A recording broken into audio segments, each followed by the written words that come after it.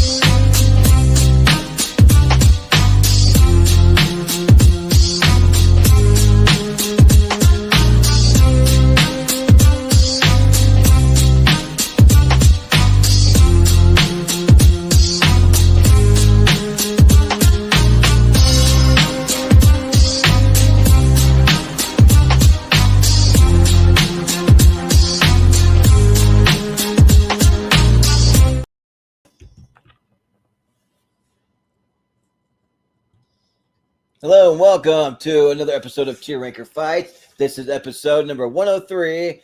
We are going to be ranking the Rolling Stones top 100 music artists of all time. So we say music artists because you'll see some rock bands, you'll see some country artists, you'll see folk, jazz, reggae, rap artists, hip hop, pretty much all of the above. So yeah, it'll be a fun time. I had to wear my shirt of one of my favorite bands that was snubbed from this list infamously, because I think for like even more of a modern one to add to the list, I would advocate for Green Day. But I'm your host, Jordan, the movie hero Anderson, or guitar hero for today. Great game. And I'll say surprisingly, one of the best. I was gonna find had it written. Oh yeah, one of the most fun bands to play on the guitar. Here that you never think of the James Brown songs. Like I like to sing them. I like to play them. You wouldn't think so, but they're a lot of fun on Guitar Hero and Rock Band and stuff. But anyways, we'll go ahead and we'll bring in our crew for tonight. We got my co-host Austin Pez Howell. How's it going? I am representing one that is on the list, a little AC/DC, my favorite band of all time. So hopefully some people agree with me. So yeah, we'll see how that goes. It should be interesting how they rank them versus how we rank them. Yeah, so, and we got a few big music fans. We have Mr. Matt Mageau in the house. Yeah, I'm wearing the shirt of my favorite band, and I'm pissed that they're not on the list. Right. I know, yeah. Because they just did their last Madison Square Garden show. Well, if there was a list of the greatest sort of live acts of all time, live shows. Yeah, so it's unfortunate. Rolling Stone can be weirdos sometimes like that. You've seen them live twice, and they put on a hell of a show. I've seen them live twice, too. And also, fun fact about the video package I just found out about a month ago, 2 of those kids are engaged to each other. Oh, wow. Yeah, Frankie, the bouncer, and the white backup dancer. Oh, okay. Oh, wow. Yeah, that's cool. Nice. I'm sorry. Well, yeah. No, you're good. But we also have joining us Mr. Richie Goodacre. Yeah, I'm wearing my favorite band, Millhouse. Nice. Yeah. No, I mean, I haven't checked what's on the list, but I know last night, I didn't go, my girlfriend did, but Foo Fighters were in town last night and did a little show. So, yeah. I've seen them live once. Yeah, I haven't, I know it's been a while since you've done the music one, and I remember when you did the music one, I was early on, and I was jealous I wasn't on that. So it's good. So I do like music a lot. So I always pay attention to New Music Friday on when it comes out, and then pay attention to all the new stuff. And I do like all these bands in this list. So it should be fun. Mm-hmm. Yeah, and everybody else is here, so yeah. All right, cool. Jacob Barber is here. He's a big hip hop fan, so we'll see if some hip hop groups get on there tonight, Jacob. Yeah. Yeah, it's possible. There's not a lot. There's on a few the list, but there's a few. There's a few good ones. And I'm pretty sure this list is like at least 10 years old, because it'd be interesting to see if they updated it. The one. Yeah, I think this one they did is literally about 10 years old. Yeah. If any, like Lady Gaga or something like that, like or even a Green Day, Green Day. Yeah, who knows? If they ever do a Redux list, maybe we can redo this tier ranker. So we'll see. We should just make our own, and we'll make our own 100, right?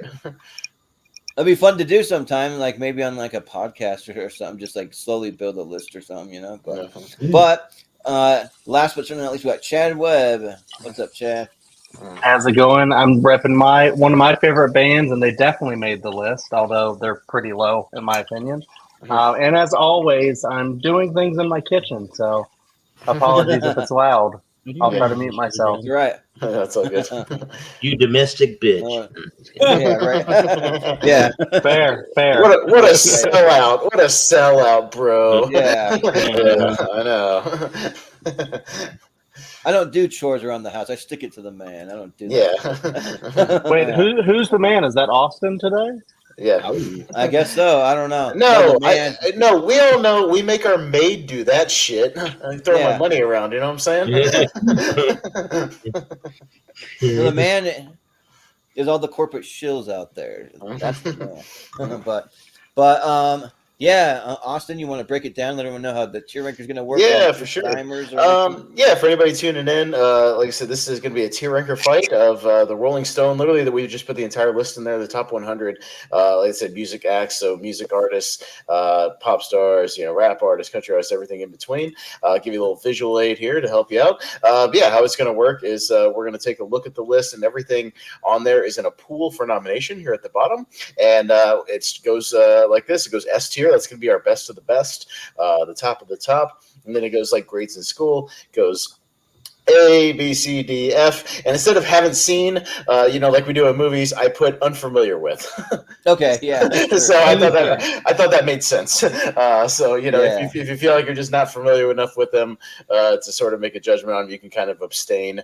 But we'll need at least three fans on the panel of them or people to vote on it. So it'll be a little bit different than the movies as far as like, oh, I've seen that movie, haven't seen that movie. But if you feel like you're just unfamiliar with their music enough, you can just say that, and we'll go with that. But everything else is down here. As you can see, I tried to get most of their like kind of labels or like little portraits or something. They're all in alphabetical order, so it should be easy for me to find everybody. All the pool is down here, and we'll be looking to put 10 in the S tier at the end of the show. So if there's a little overflow, some will get bumped out. 10 in the S tier. We'll have 3 honorable mentions from the A tier. So what will happen is we'll start at the bottom. Everybody will get a chance to nominate somebody just up and down the list. And then we'll go to all the other panelists to get their rankings as well. So if somebody says this so-and-so band is S tier, we'll see if everybody else agrees, and I'll keep track of the votes. And all the votes matter because at the end, we'll do some individual rankings of the actual S tier and the A tier, and we'll see what happens. But we go about 2 hours.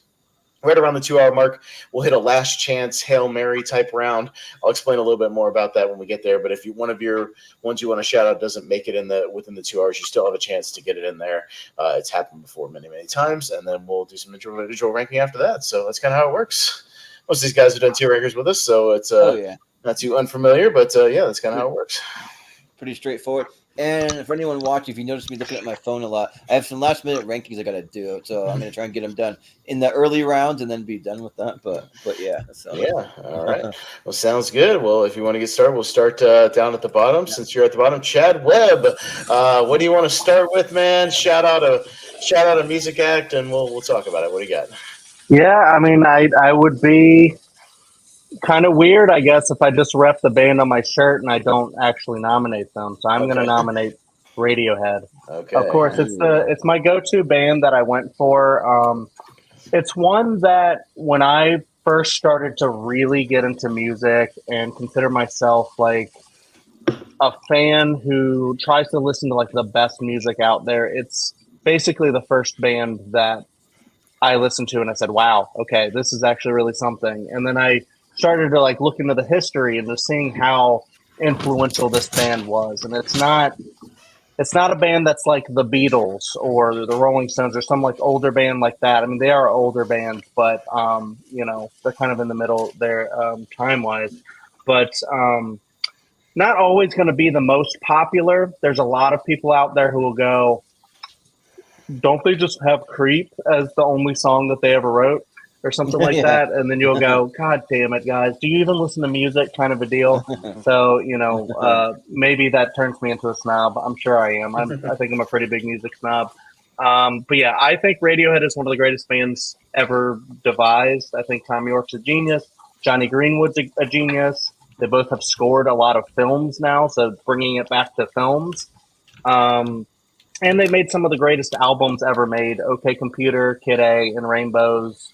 Oh, there's a few more. The Bins, Amnesiac. A lot of really great ones. Their only actual bad one is their debut, Pablo Honey, and that's where Creep comes from.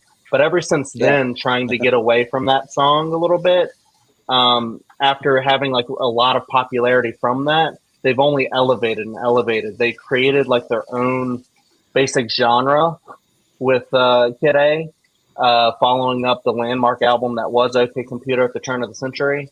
So I mean, they just did something that no other band really did since the Beatles, and actually changed rock music forever. Exactly, Austin. Thank you. I put them right at S because I think that is actually what they are. I think they are one of the greatest bands of all time. For me, they're definitely in the top 5. I'm interested to see how many of you guys have actually listened to a lot more Radiohead, and if you haven't, all I'm hoping for is that you give them a chance and listen to more than just Creep, because I think people who have heard more than just Creep fall in love with them. So Radiohead S tier. Okay. Yeah. Well, Jacob, what do you say about Radiohead? Where would you rank it? You mean they have more than that song "Creep"? I'm pretty sure I've heard more than that, but I couldn't tell you off the top of my head any song titles.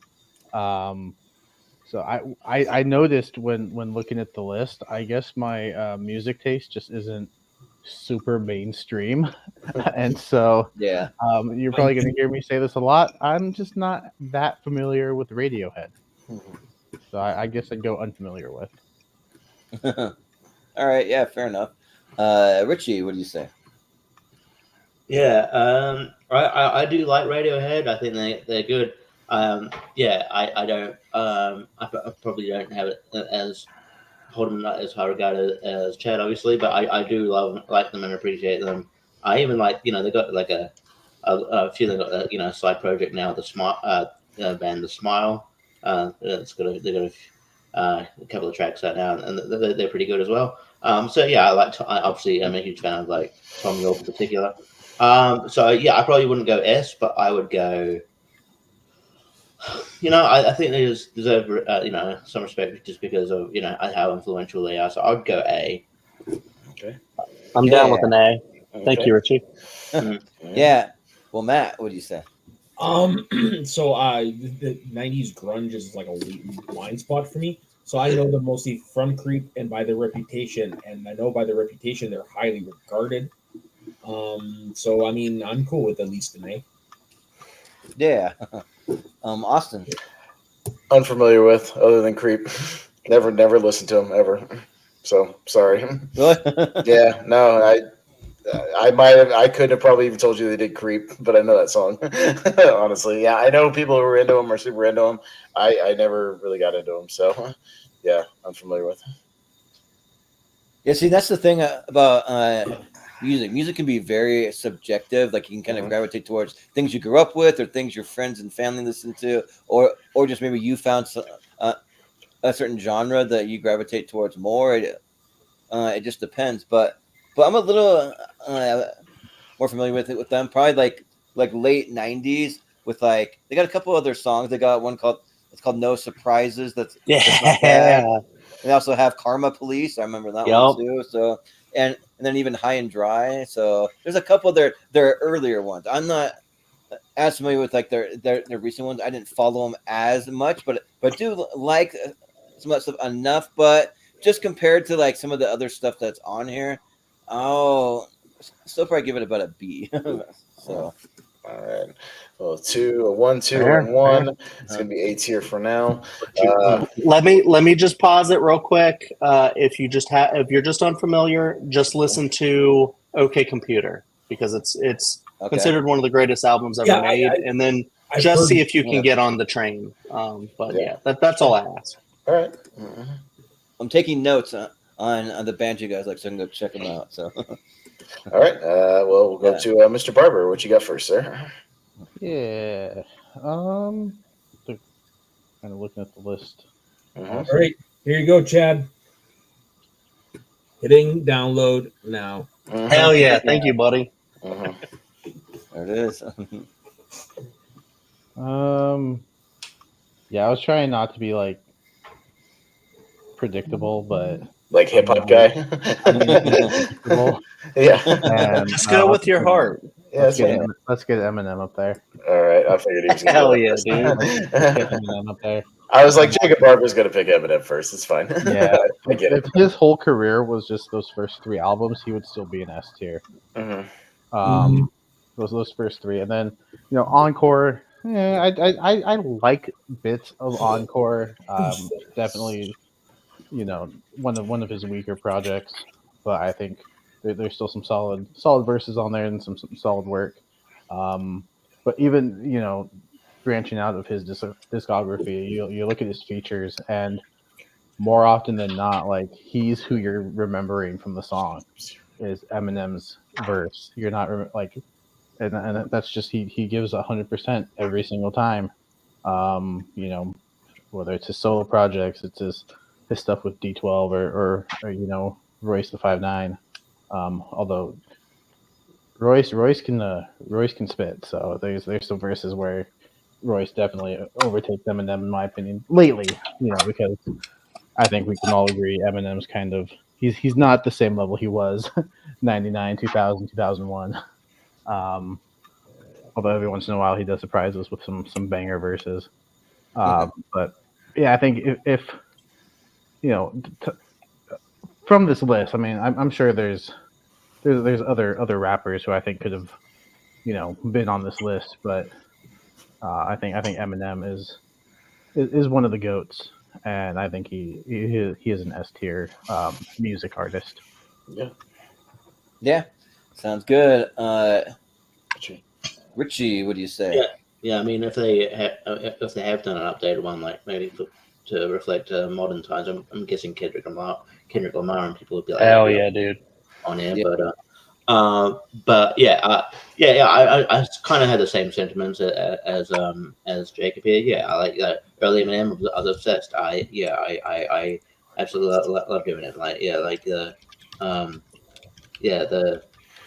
The Marshall Mathers LP that was a jam. I loved it, and he does surprise me with bangers in one day. And I think he's great at adapting to new styles. How he's sort of now and then I didn't realize 10 years or so years ago that he could spit really fast, flow real fast. And then he releases Rap God and like that the end part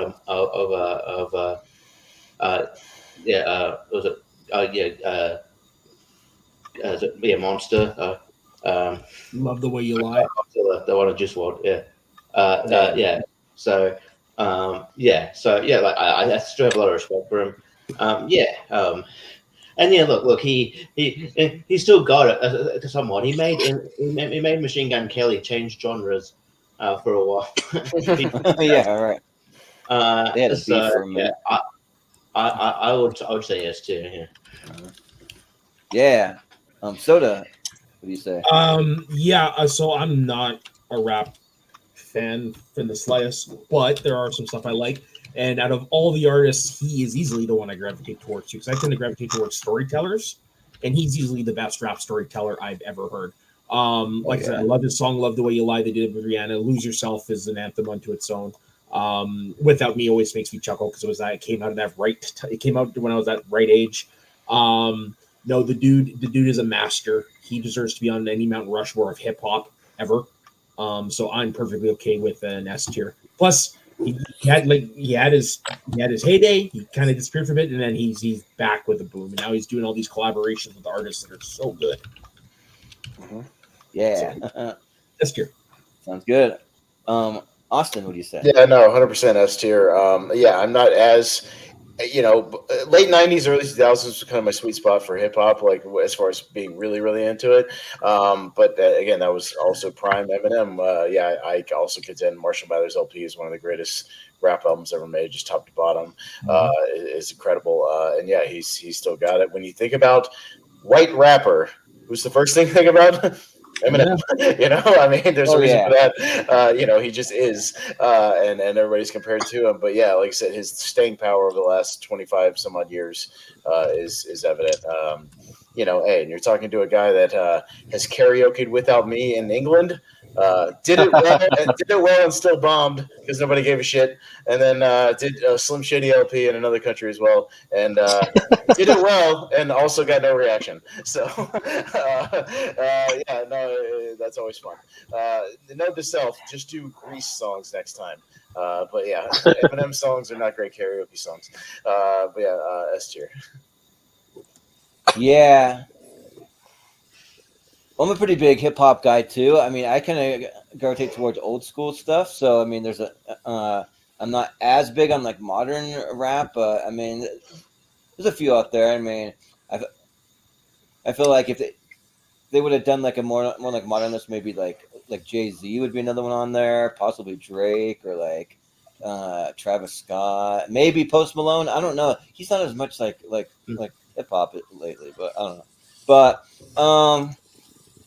But yeah, Eminem though for sure that's an easy S tier. Like he's someone who like I've loved every single album he's ever put out. Like I don't even think he's ever had a bad album to me. If you just listen to like at least there's on every album at least like 4 or 5 just bangers on like every single album, and some albums all of them are bangers, but yeah, and I'm a big fan of when he started to rap super fast, like that song Godzilla. Like when I first heard that, like blew my mind. I was like holy crap! Like he can rap as fast as like some other rappers like Twista or like some of those ones that rap like super fast like that. And I'm like, that's really cool. So yeah, like I'll listen to Eminem every time. I have almost his whole library on like my just Spotify playlist of stuff that I just like to listen to whenever I have kind of like a big like playlist of like everything. I'll put into one, and then I kind of have some like more like niche playlists, and like yeah, like you do it like I do. Eminem's in there, yeah. You do it like yeah. So yeah, S tier, easy. But Chad, what do you say? I'm 100% down for Eminem being an S tier. Yeah, I think I'm a pretty big like rap guy too. I love all kind of different phases of it, like even like the new stuff like Kendrick Lamar and things like that, and Kanye. Despite Kanye, I still like his music. But Eminem, I do think is reached GOAT level just with his like I think first 3 albums, Slim Shady, Marshall Mathers, and Eminem Show. I love all 3 of those, and I think I have at least 2 of them on vinyl. That stuff right there is just perfect, in my opinion. Everything after, I don't really care for. I mean, it's cool that he has like a hit with Rihanna here and there, and stuff like that. I love 8 Mile. I know. I guess we're not really bringing movies into it, but he, with the music, he had "Lose Yourself," and that was just a landmark song that won an Oscar. Hell, he just sang at the Super Bowl last year.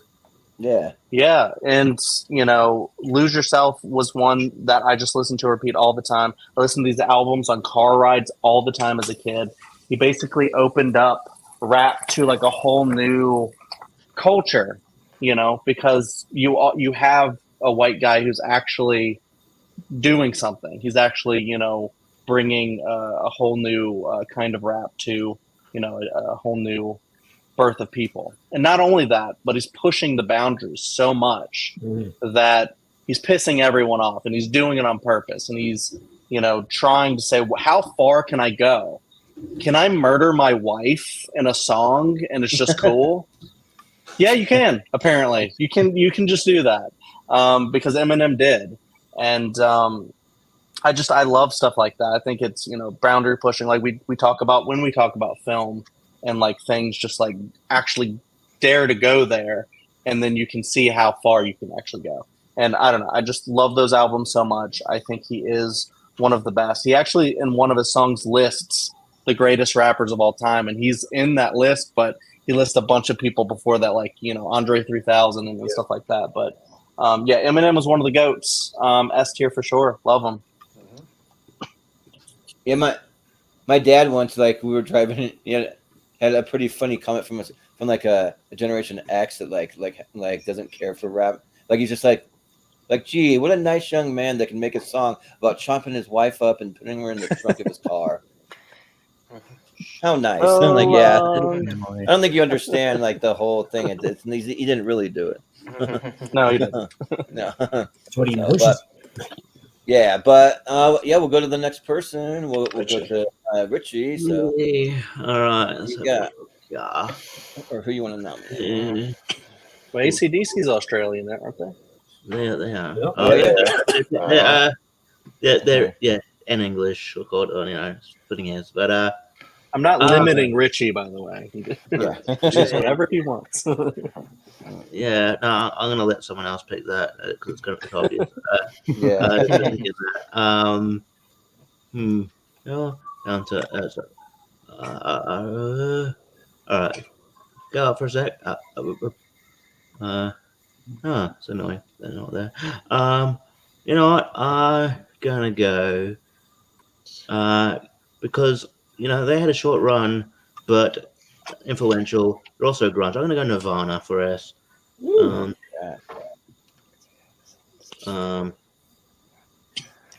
I think, given how influential Nirvana was, especially Kurt Cobain, given short life, I think it's amazing.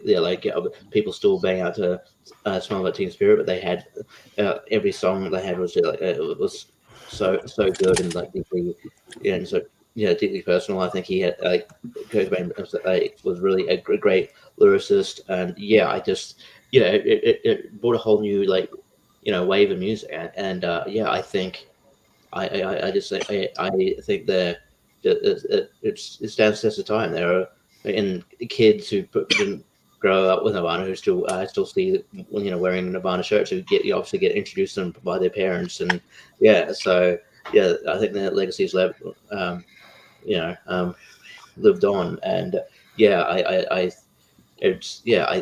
think that the Nevermind is one of the best albums of all time, in my opinion. So I'll go. So we'll see what happens. No, I'll go Nirvana for S. Yeah. Matt, what do you say? I mean, no argument from me here. Like, Nirvana is a band I enjoy more than I love. "Come As You Are" is one of my favorite all-time songs. They basically kicked down the door and introduced the world to a whole new genre. And you're right; their reputation alone has them deserving of S tier.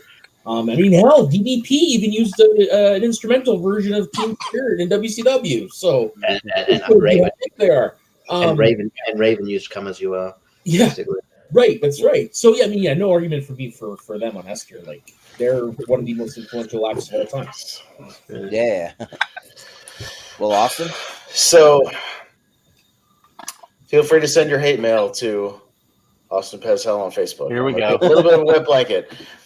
I think staying power and longevity should have some kind of factor. I understand that they're influential and they had one really famous album. But to me, longevity needs to be somewhat of a factor, and the fact that they were around for like 3 years, and that's pretty much it. I think on this list, for me personally, knocks them down as far as being like one of the greatest ever.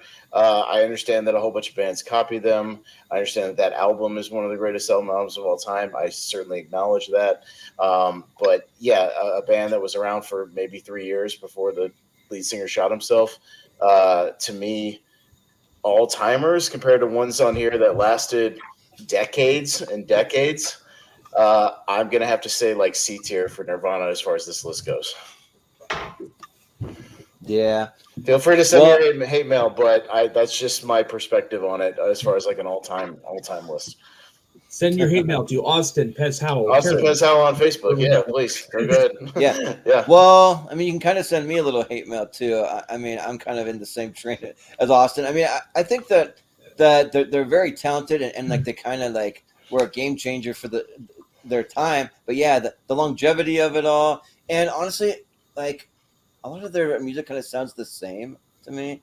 Like it's hard to like distinguish. Besides their like top 2 or 3 songs, I can't really like distinguish like one from the next. But they are really great, and they are like my type of music that I love though. Like the Nevermind album is really really great. Whenever I'm like in like a grocery store, they'll have "Come As You Are" playing quite often. I'm always waiting for the part where it's like, "I'm so horny, that's okay, my will is good." Whatever, me and my friends Sing all of them like playing that, yeah. but apparently you can get copyrights for singing, so I'll just stop there. But Well, I've yeah. sing a certain amount. Yeah, right. But I still think that they're Give me really an really E. good. They're influential, but I can't put them in S. I'll say A. So, but Chad, what do you say? I'll preach. They're definitely S tier for me. I hear the longevity argument, but I mean, I don't know how much water it holds for me personally because I tried to almost look up, but I'm sure there's some like directors or actors like James Dean or somebody who didn't actually like live That's that why long. I don't say James Dean is one of the greatest actors of all time because he made 3 movies. Understand, I would say Biggie is not one of the greatest Austin, rappers I'm of all just time saying. because he had Hear one me album. out, buddy. One album. I didn't interrupt you. Is I know. all I'm saying. I'm just saying. I'm just making my Okay. point. That's all. I understand, and I hear your point. I understand it. I respect it. I think there's probably a lot of people who might agree with you. I just think personally that I don't think it always matters. Just like how I said that Eminem, I put in S tier because I think he fell off kind of after Eminem's show, and you just kept going. Nirvana's kind of the opposite here, where they got cut off really short because of the ailments that Kurt Cobain was having, his stomach issues and his issues, drug issues, and all this stuff, and their time was cut short. And then we got a great after that. But before that, I think that their albums, not just Nevermind, but you got In Utero, you got probably one of the greatest like live concert albums of all time with MTV Unplugged in New York. You also have, Bleach, I wouldn't say is a fantastic album, but I really do like it. What else? I think you have like another one in there that I'm forgetting. But even just like those 3, I think are such landmark albums. And my favorite song is All Apologies, by the way. That it doesn't really matter how that they were cut short. I think because they basically spawned, they didn't create an entire genre. They were influenced by like Pixies and stuff like that. And even some people say that Pearl Jam got there first, but I don't think Pearl Jam even holds a candle to what Nirvana was able to create. I think Pearl Jam was kind of just riding that wave a little bit. But like Nirvana, I think is the band. Nevermind is one of the greatest albums ever made. Hands down. I think like many people would fight you if you try to argue that. Not saying anyone here is. But I think because they were so influential, like, look, I say the Beatles, they were only a thing for like a decade. And then they just kind of left and started doing their own thing. Yeah. So I'm saying, like, if you say, like, oh, well, the Beatles were only there for a decade, so we cannot put the Beatles in S. Maybe I'll fight you on that if that's kind of a thing. I'm not even saying you're going to defend that. But I'm just saying, like, if you have a band that has like such a small thing, if that thing was so as influential as it was, influencing like Weezer and just all these other bands that came after it, I think it can definitely be S tier. And for me, it is. And yeah, that's my case so far, I guess. Yeah, that's fair.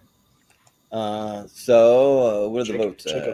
Well, we have to get Jacob's vote. Oh yeah, Jacob's. Yeah. Yeah. And I wouldn't feel good as a Washingtonian if I didn't give them an S tier. Yeah, right. Yeah, I'm gonna go. I'm going S. Yeah, I think yeah. Such a small catalog with such an influential one, and yeah, I'll just keep it short and sweet and go S. Yeah. Like you're from Seattle. You're from Washington, right? So that you probably know Chris Novoselic. Yeah, NLM. Yeah. Yeah. You're all hanging out. Anyway. Well, I mean, just outside of Seattle, you can go visit Kurt Cobain's gravesite, and it's right by Bruce Lee. Bruce Lee died in Washington, and he's buried there. Oh. It's I weird. didn't know he was buried there, but I knew he died. Yeah, that's kind of weird. So, all right. So up next will be Soda. Oh, I already know my band. I'm just gonna go with it right out of the bat. It's gonna be the Beatles. All right. Because think about it, they disbanded 53 years ago, and they just had a #1 hit single. Yeah, they just had some new. Yeah, they were only around for 10 years, but the influence they had on the industry, the influence they had in the world, period. If the Beatles, a top music list is not, a top music act list is not a true list if the Beatles aren't on there, and I don't say that often, if ever. Think about it. They popularized the concept of the singer-songwriter. That was really never a thing before that. And after Lennon McCartney hit the stage, everyone wanted to write their own music. They brought techniques to music recording that have never been done before. They were the first people to put on a rock record audio guitar feedback. Hence the beginning of I Feel Fine. They also were some of the pioneers of multi-tracking and whatnot. Their music just spans generations, spans lifetimes. Like their music is going to live on long after we're gone and our children's gone. Yesterday is the most covered song of all time. Sgt. Pepper's Lonely Hearts Club Band is one of the most iconic, if not the most iconic album cover of all time. I mean, I could go on and on and on, but the Beatles' legacy speaks for themselves. Like there is no rock music without the Beatles. Yep. And also another iconic one, Abbey Road. That's an iconic album cover right there. So, but Austin, what do you say? Yeah, even though I'm only just kind of a casual Beatles fan, I like some of their music, and like I do think it's like pleasant music more than me going out of my way to watch it. No, this is what I'm talking about though. When I mean fairly short lifespan when you look at it, but they did a lot in 10 years, like a shitload in 10 years. There's like 12 albums, multiple movies, documentaries, like memorable TV appearances. Controversy. I mean, they took the world by storm. They were like every one of the songs they put out was like #1 on Billboard. It was ridiculous. They crammed a lot into that 10 years, and then even the spin-off stuff. Obviously, Paul McCartney has had a ridiculously long career. John Lennon had a fairly successful short solo career. Their legacy kind of speaks for themselves, and here's the reason why they're ranked #1 on the original list. It's for a good reason. So I can certainly recognize this. Again, the difference between something like, to me, Beatles and Nirvana is how much they did in the short span of time, and to me, the Beatles, that one's a case where it's like, it's like 10-12 years, but they did a lot in 10-12 years, like a whole lot in that period of time, and literally took over the world. So I'll say S tier for the Beatles. Yeah, like the big difference is Nirvana changed music, Beatles changed the world. Yeah, right. So that's my argument there. Yeah, I mean, like you still go to like places like Las Vegas and they have the Beatles Love Show, and they like do it for like only like the greatest Beatles, Michael Jackson. Like not very many artists get a huge like Cirque du Soleil show like that. They're just they're known Great like that. Soundtrack, that one. Yeah, and also yesterday I was trying to prep a little bit for this, and I've been driving for like Uber Eats and DoorDash during the slow at times because it's really slow for my work during the holidays. I went out for almost 8 hours, and I listened to the Beatles for about 7 of those hours and didn't get bored or tired of them at all. Like they're just song after song after song that was just like amazing. And to listen to this too, this is just like some stats on like how much they're able to do it in such a short time span. They had 12 studio albums, but actually 17 in the U.S. So 12 that went worldwide. 5 live albums, 51 compilation albums, 36 extended play EPs, 63 singles, 17 box sets, 22 video albums, and 53 music videos is what they have. That is like an insane. That's like more than almost any artist that exists. That is like crazy. So, and also too, I heard a stat once that Paul McCartney has been on stage for concerts. He's in the top 10 of all time for the artists that have performed the most time live on stage. And I'm actually glad I got to see him once. I got to see him live about 15 years ago. But like when he sang "Hey Jude" was like a very memorable moment for me. Just like being able to like see that because like some of the members of the Beatles were already dead by the time I was born. So, yeah. So the Beatles are absolutely amazing. I love them. Like I love almost all their music. Yeah, and I don't love a lot of just like folk music and like that kind of stuff, but they have some of that. And if it's from the Beatles, like I'll listen to it and enjoy it. So yeah, I'll say easy S tier. It's not often bands get away with doing things like this. Oh yeah, yeah, that's awesome. And also things like the Ed Sullivan Show too. Are like huge moments, you know. Yeah, like think about like in Doctor Who, they have something called fixed points in time. That is a fixed point in time because think about how many lives changed from that moment. Yeah, right. That's crazy. So, but anyways, Chad, if you're there, what do you say about? Yeah, the I'm here. Beatles? Yeah, I'm here. I'm sorry, I'm just cooking over here. You're never really going to hear me say a bad thing about the Beatles. I mean, that's one of the bands that like you guys are saying, the entire world knows. In 10 years they accomplished so much. I'd say only about 4 of their albums are like so great, like landmark. They've done a lot, but I'd only list like, I don't know, Revolver, Sgt. Pepper's, Abbey Road, White Album, maybe Rubber Soul, stuff like that. Yeah, so Rubber Soul. Yeah. There is a handful that's just really just some of the greatest work that's ever been made. And yeah, of course, I'm not going to put Nirvana over the Beatles just because the Beatles did more. The Beatles were more influential. The Beatles influenced Nirvana. I don't think Nirvana did, that much that they were like, dunking on the Beatles or anything like that. But yeah, the same kind of argument applies as they did a lot for the small time that they were, and then they went off and did their solo things. John Lennon was short-lived. We still got 2 alive, or maybe 1 alive, depending on if you believe certain conspiracy theories. But but yeah. And then Paul McCartney and John Lennon, I would say, even have their solo work that spawned from the Beatles is still some of the greatest stuff ever. Like some of John Lennon's albums are amazing. Don't forget, there's one stuff is underrated.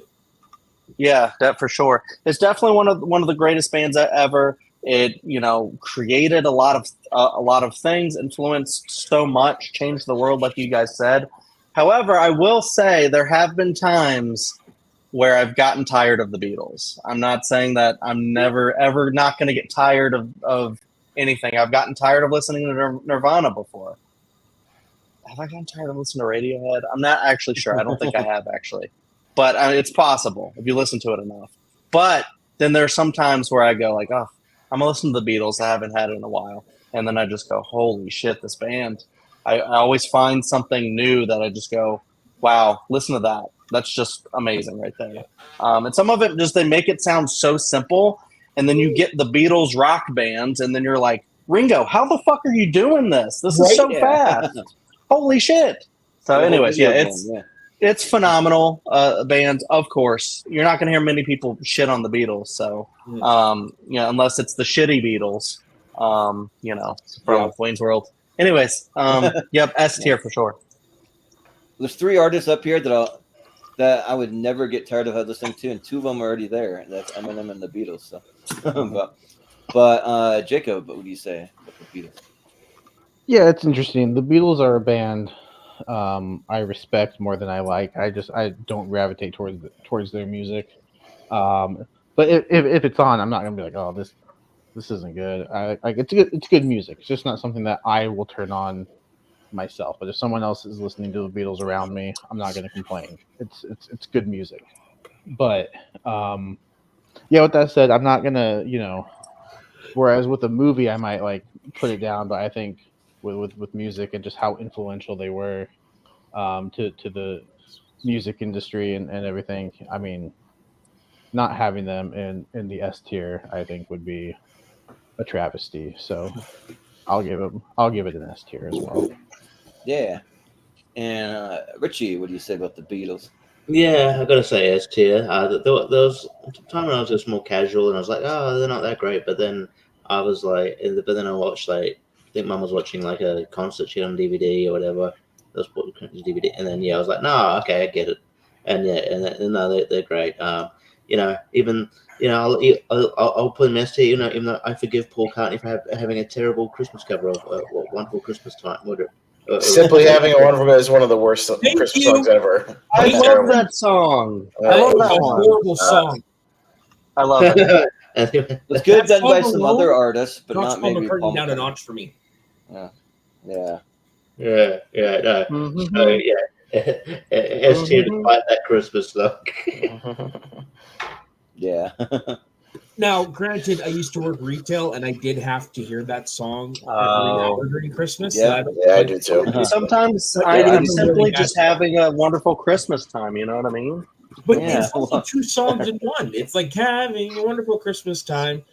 It's We're like having a witch coven over here. Well, so is Band on the Run is kind of like two songs in one, and it's amazing. But I I digress. learned how to play Let It Be on the piano because it was pre-programmed into a keyboard that I had, and like not many bands come with their music pre-programmed into a keyboard. It's like that. But so, if yeah. you're U2, you get it pre-programmed to an iPod. That is true. Oh yeah, Are they true. on the F? Yeah, Good thing I like you too, but terrible thing Yeah. that album sucked. yeah, I know. But we'll go to Austin. We'll let him pick one. What do you? Well, I mean, you know what I'm going for. AC/DC is my favorite band of all time. I've been into them since I was a kid. When my dad first bought me the Back in Black album. But yeah, man, you want to talk longevity? These MFers have been doing it for 50 years and doing it hard for 50 years. They're literally celebrating their 50th anniversary. They formed in 1973, so it's their 50th anniversary of AC/DC this year. They're still putting out touring music. again. They're about to tour again. They're still putting out Yeah. music, still kicking ass. I got to see him back in 2008. It was awesome. One of the great days of my life. But yeah, I mean, iconic music up and down. Even staying relevant today, they're like Tony Stark's favorite band, obviously. Every time he makes an entrance, it's got to be a little AC/DC.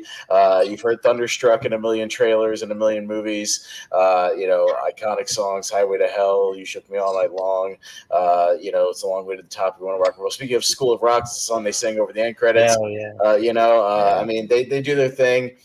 Even if you are just a casual fan, most of their music, and many eras too. The Bon Scott era is awesome. The Brian Johnson era is awesome. They're both great in their own way. So they even survived, their lead singer passing away and picking up a new lead singer and just starting a whole new era. So it was great. But yeah, I just think their music just endures. To me, they're the greatest sort of big arena rock band ever. They just kick so much ass. So I'm gonna go AC/DC for S tier. Yeah, man. Yeah, I'm just thinking they need to update this list. I'm thinking of a lot of bands that should be on there, but There's more no Queen, no Metallica. Yeah, No. Queen. That's a travesty. Yeah, that's kind of a No travesty. Queen on this? No Queen on here. Yeah, that's I just kind of added Queen to ridiculous. my ranking because I figured they'd just be there. Nope, they're not on there. Neither is Metallica. That's a fucking shame. The one I was looking for when you were scrolling down, I'm like, oh, they're not here. I thought maybe Rage Against the Machine, maybe on. Nope. Yeah. Yeah. Well, we'll have to revisit this maybe next year sometime and see if there's another website that's a more modern just more current list, But for AC/DC though, yeah, they're freaking awesome. Yeah, they're really really good. I really want to try to catch them when they come back on tour. And the only thing that I'm gonna say S tier, but the only thing that I maybe wasn't gonna be the first one to bring them up. One, because I knew Austin would, but then two, because sometimes the way that he sings, the high pitched stuff, Thunderstruck and all that, yeah. but yeah, it can get a little kind of like rating what you heard 10 songs in a row. You're kind of all right, I need to like a palate cleanser, and I'll come back to it. But they still are great. Go back and listen to the Bon Scott stuff. I've actually gravitated more towards that than anything else, because that was more of like, they were almost punk rock back then. It was pretty fucking great. And Bon Scott had a better voice overall, and that stuff is great. Go listen to the High Voltage album, top to bottom. It's amazing. That album is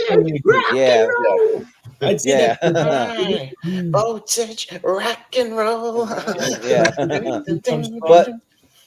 But they're great though. I mean, yeah, like the minute that they start playing anything, it just makes you just want to like rock out. It's awesome. So yeah, S tier.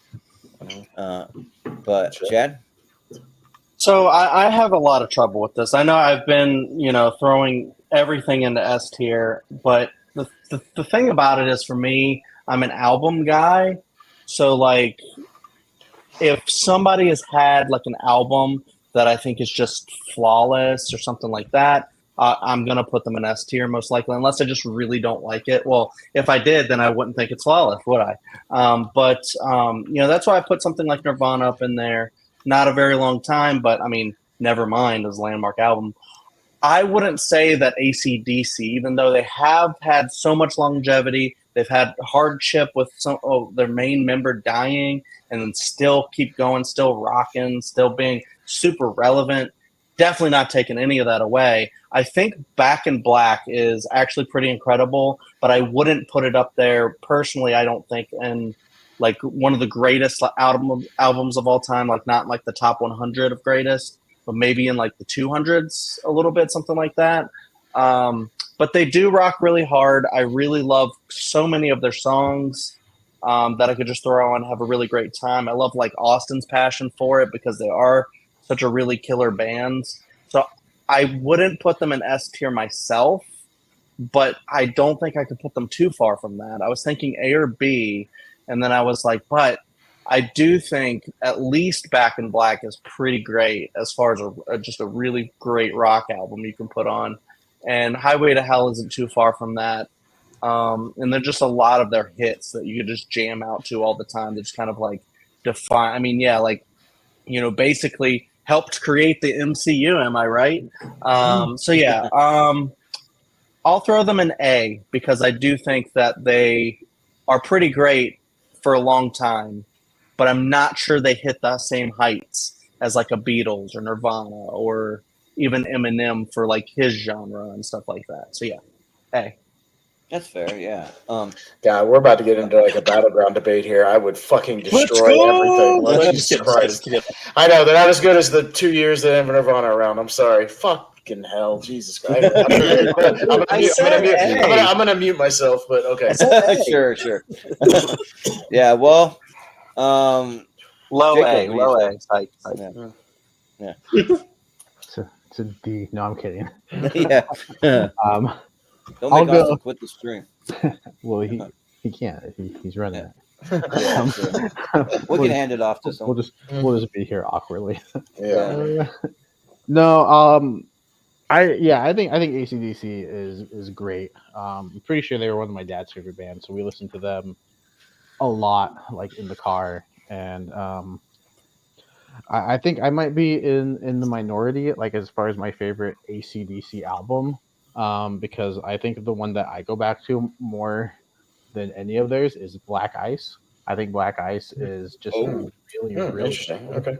And maybe that's because that was like probably like the first full album I've heard, because it came out when I was like 16. I was a teenager, and so and it was probably just one that I think me and my dad listened to a lot too, because it was one that he had. I think my mom got it for him for Christmas or something. And so we listened to it quite a bit, and so I keep going back to that one. I think Rock and Roll Train is like, I think that song just That was the tour I caught them on, was the Rock and Roll Train tour, because it opened with the train coming through like the stage, and then they hit the song, and it was great. Nice. So, Nice. But yeah, even their earlier stuff, like I've gone back and I've listened to some of their earlier stuff, and yeah, it's great. I would throw them in the S tier. Yeah. You go hear more of their early stuff. Go listen. All the Bon Scott albums are great, top to bottom, dude. Like Yeah. that's basically the stuff from 75 to 79 is amazing, top to bottom. The High Voltage album, the Power Rich album, If You Want Blood, all those albums are flawless, top to bottom. Voltage, Just great. High Voltage is my favorite out of all of them. Top to bottom, just a phenomenal album, top to bottom. Yeah. Richie. That's good. Yeah, Unfamiliar. I'm just kidding. I'm familiar with this Aussie band. That's right. This groundbreaking Australian band that is a staple in everybody's. I'm pretty sure it was in everybody's glove box. In everybody's glove box in everyone's car in the 80s and. So it was my dad's favorite band. I still make a point to get all their albums. Support physical media still, by the way, because Spotify sucks. But I felt with Black Ighs. Black Ighs is good. I like War Machine. War Machine's a good song. I think it's the best one on that album. It's got a good riff. And it was one. I think it was a one of the themes for WrestleMania one year. Speaking of the wrestling thing, big balls from Hell's Belt. I got big balls. I've got big balls. We've got the biggest balls of them all. Good. The Rangers on their guest list. No one can make you. Everybody says I got great balls of fire. I love AC/DC. I've seen them live a couple times. They're amazing. So S tier. Yeah. Soda. Oh yeah, one S tier for me as well. I love their hits. I do think there are some songs that personally I do think they're stinkers, but that's just me. Oddly enough, my favorite song is "Money Talks." I don't know why. I think it's because the beat, like the instruments. I guess it's got to be it, but that's my favorite of theirs. But their hits hit me real hard. Thunderstruck, like you cannot go to a hockey game and not hear that. Definitely S tier for me. Like their hits really hit with me. Yeah. All right, Jordan. I'm gonna S. So, so I got to go with one. Speaking of old school hip hop that I'm a big fan of, and someone who did a lot in a very short period of time. I got to go with Tupac Shakur or however you say it. I don't know. I'm always like iffy on the last name, but I think that he is just so good, and like for me, like I think that he was a game changer when it came to hip hop, especially kind of the transition from the way old school hip hop was, kind of moving into like a newer vibe for hip hop. And I mean, everybody knows California Love because they play it to death on the radio still. But I mean, there's just so many like changes. That was maybe the first song that I heard from him, or like only. Only God Can Judge. That one's great. Me Against the World is like a one that always gets me pumped up because it's like one of those songs when you feel like no one's on your side, but you just want to like say F you to the world and like and like there's just so many great songs, albums that he had. And then after he passed away, or if he did pass away, because some people say they're still alive on an island somewhere, still putting out music. I wrote this song a long time ago, long time ago, 1994. Right. That's a Chappelle Show skit, if anybody's seen it. Right. Because like he had like albums coming out for like 10 years after he died, so it's just crazy. It's like another new album. Yeah, supposedly, the guy who shot him, but there's still speculation as to who actually kind of was behind it. Was it P. Diddy Combs? P. Diddy might have funded it. Yeah, that's kind of the theory right now. So or was like Suge Knight involved? There's that theory. There's like a bunch of different theories, but apparently they just caught up because of like modern day forensics, caught up to like one of his killers though. I don't know if they solved it or like what, but I don't know. But they like had some more evidence against him. But yeah, I think that he's an easy S tier. And there'll be so many Tupac songs that like I'll be in the car with like a friend or a coworker or something like that, and they'll put this song on. I'm like, what is this? This is an awesome song. And be like, man, this is Tupac. I'm like, this is Tupac. I never even heard this song before, and I feel like I've heard like over 100 songs by him. It's because he wrote this song a long time ago. Yeah, right. A long time ago. Yeah, exactly. Like in 1994. He's lived multiple lives or something, but yeah. So S tier for. I'm talking about George W. Smith. He ran for city council. You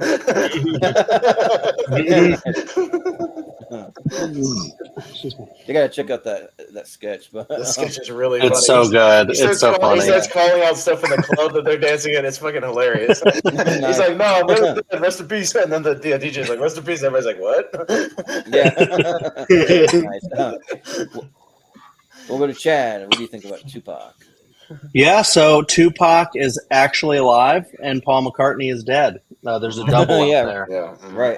Yeah, no, I do have at least one of his albums on vinyl. This one is All Eyes on Me, probably his best album. I don't know. I mean, this is probably where, again, my snobbery comes into play. You know, I do think he's an influential artist. I think he is iconic.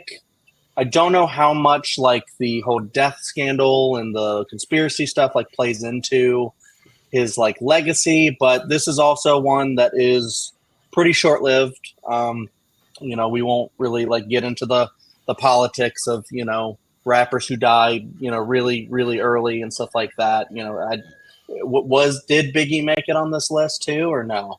No, I don't think he did. No, unfortunately. Sorry, just to get in a little bit. Did you guys know they actually indicted somebody on for his murder back in September? Well, that's what Mark's in the comments that we put up. Yeah. Yeah, that's what I was saying. Nice. Yeah. That's crazy. That's cool. That's cool that I'm actually surprised that wasn't that actually didn't make the headline news. Bigger I know. news. Yeah. Yeah, it should have been big. But yeah, it's for me personally. He's not one that I like. I like a rapper that I return to a lot. So I know Jordan has like a really big you know, throwing out so many song names. A couple of them are like, yeah, I definitely have heard that. But I wouldn't even put this album that I have on there in like the top like 200 or anything like that. I would put him probably a little bit lower than I would AC/DC. So I'd probably put Tupac in the B tier personally. Ooh. I don't know, and that's no shade on Tupac or Jordan's love for him or anything like that. I think he's definitely a really, really good artist. But for me, when I think of like rap, he's just not one that comes into my mind immediately with albums or songs or anything like that. Although he made the list, so somebody likes him. Let's see where you guys think he belongs. Yeah, okay. Well, he's an artist that released more albums after he died than when he was alive. So Yeah. There's some more album after he died than Nirvana did when they were alive. Just saying. Yeah. But whatever. Okay. Yeah. True, but Jacob, what do you say about Tupac? Yeah, I mean, we can't have Eminem in the S tier and then not put Tupac in the S tier, who he's listed above himself. Yeah. Pretty sure it was like top 2 or 3 when Eminem made his list in that song. Yeah, he's very influential. You know, I don't know, you know, how many rap artists we have without the influence of Tupac. You know, I think that, you know, the whole, you know, West Coast genre, I think, you know, you look at Tupac and he's highly influential in that. Yeah, he released 4 albums alive, 7 afterwards, which is just, I think, you know, to have that many songs, you know, backlogged, I think is incredible. I think lyrically he's one of the best. Yeah, it's a shame there's not more rappers on this list. But I think we've got two of the greatest on here, in Eminem and Tupac, and I think they're both deserving of the S tier. So I would give Tupac an S. Yeah. Sounds good. Richie, what do you say about Tupac? You know, the weirdest fact is that, like, out of all the list we got so far in the S tier, 2 of these artists have collaborated with Elton John, and it's the rappers. I know, yeah, it is. Yeah, don't give Get away over my right, so anyway, We got to yeah, get Elton John up there then. Come on.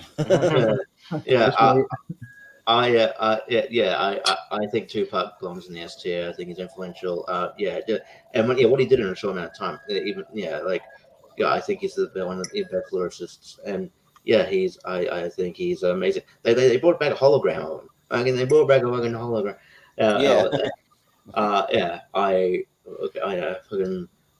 Yeah. I love Tupac. And you know what? Not a bad, he wasn't a bad actor either. I like some of his movies. Yeah. I don't know, but we're not judging that, but still. Shout out Above the Rim. Yeah.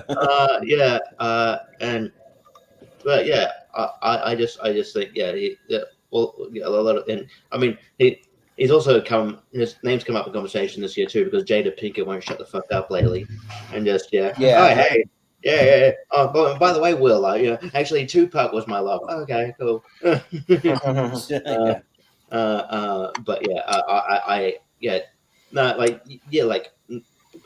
talk about rappers that I probably listen to the most, like Tupac. I mean, I don't know if he'd be up there, but I can't deny his influence and his talent, and I agree he's one of the best of all time. So I'd go S tier. Yeah. Let's play some ghetto gospel featuring Elton John. Come on, guys. Soda, what do you say? Well, this is where you guys are going to be disappointed in me because I know everything about the guy but his music. Like I said, I'm not really a rap person, so I know I've heard his stuff. My younger cousin, that's the one who's like the mega fan of Tupac in the family. But unfortunately, his music is stupidly enough, the one blind spot for me with him. Okay, so like I said, but I can't argue with your guys' arguments because like I said, I know his reputation. So yeah, totally. But Austin, S tier for Tupac. Again, much like the Beatles, he crammed in a lot of stuff in his fairly short period of time. Again, even having a lot of posthumously albums afterwards. And he was basically the face of hip hop in the early '90s. Like he was. The face of the whole East Coast, West Coast drama. He was kind of the person that everybody looked to in the media for, when they talked about rap music, he was the face on screen. And it was a really big deal when he was shot. Like that was a huge story and a huge controversy. And even just his music is super memorable. It still gets used in movies today. Lots of it gets referenced by other rappers. Again, like you said, Eminem, even shouting him out as one of the greats of all time. Tupac is S tier. 100%. Yeah, like I said, I'm shocked that the fact that they caught the guy who shot him wasn't huge news. Yeah, I know. Yeah. Mm-hmm. Cuban was the guy. What's surprising is that all you guys are massive Tupac fans, and most of you hadn't heard it, which just shows like what the hell. I will say Biggie had the better biopic. All Eyes on Me kind of sucks. It's unfortunate. Well, Tupac's killer, when they put him in jail, like you have to put him in solitary confinement or something because all those prisoners be like, "You're the guy that freaking killed Tupac." Fuck you. They're gonna Down to that bitch. Yeah, right. But yeah. So we'll go back around. We'll go to Chad. Oh shit! I wasn't. Well, and by the way, we're an hour and 10. We've only gone through one round, so if we want to get through multiple rounds, we got to pick up the pace. Just saying. If you guys want to get a lot more picks, we got to go. Yeah. All right. Talk music much. Yeah. I know. I'm just saying. Something. Something that's fantastic. My drink finally. I'll be back. Let me go ahead and throw up another fantastic band, unless I can see something better, but probably not because this one that I'm thinking of is phenomenal. Nope, I'll go with this one. I'm gonna go with I'm gonna get the Let Out, Led Zeppelin. Can you find them? Yeah, okay. I got them all in alphabetical order, so it's easy. Yeah, S tier for Zeppelin. They're one of the most influential. Talk about a band that took a lot of blues and kind of redid it in like a rocky way, and just has some of the most landmark albums of all time, like the one that basically kind of doesn't have a title, but it's their fourth one, that has "Stairway to Heaven," which is sometimes considered the greatest song ever written. Yeah. Which one are you a fan of? Led Zeppelin 1, Led Zeppelin 2, Led Zeppelin 3, Led Zeppelin 4? That's what other albums are called. Yeah. The fourth one is called 4. Yeah. And then you have like Physical Graffiti and stuff like that. So they have some that aren't just that, but yeah, they kind of had a trend with their naming conventions. But yeah, it's a lot of these individual artists like Robert Plant and John Bonham and stuff like that, just like are considered to be some of the greatest like musicians in any bands. They don't have the same legacy as the Beatles or anything like that, but very, very close. I think one of the greatest rock acts ever devised. I adore Led Zeppelin 4. The rest I really love as well, and I have pretty much all of them on vinyl, at least the ones that Austin mentioned and I mentioned. I have on vinyl, I think, early. House of the Holy or something like that. Also used in like the MCU, a lot of the Thor movies, also in School of Rock. Though for the longest time they would license their music. Yeah, so definitely a super influential band as well. Very, very sexy bands. The Beatles were more conservative, and Led Zeppelin was more like kind of a deal.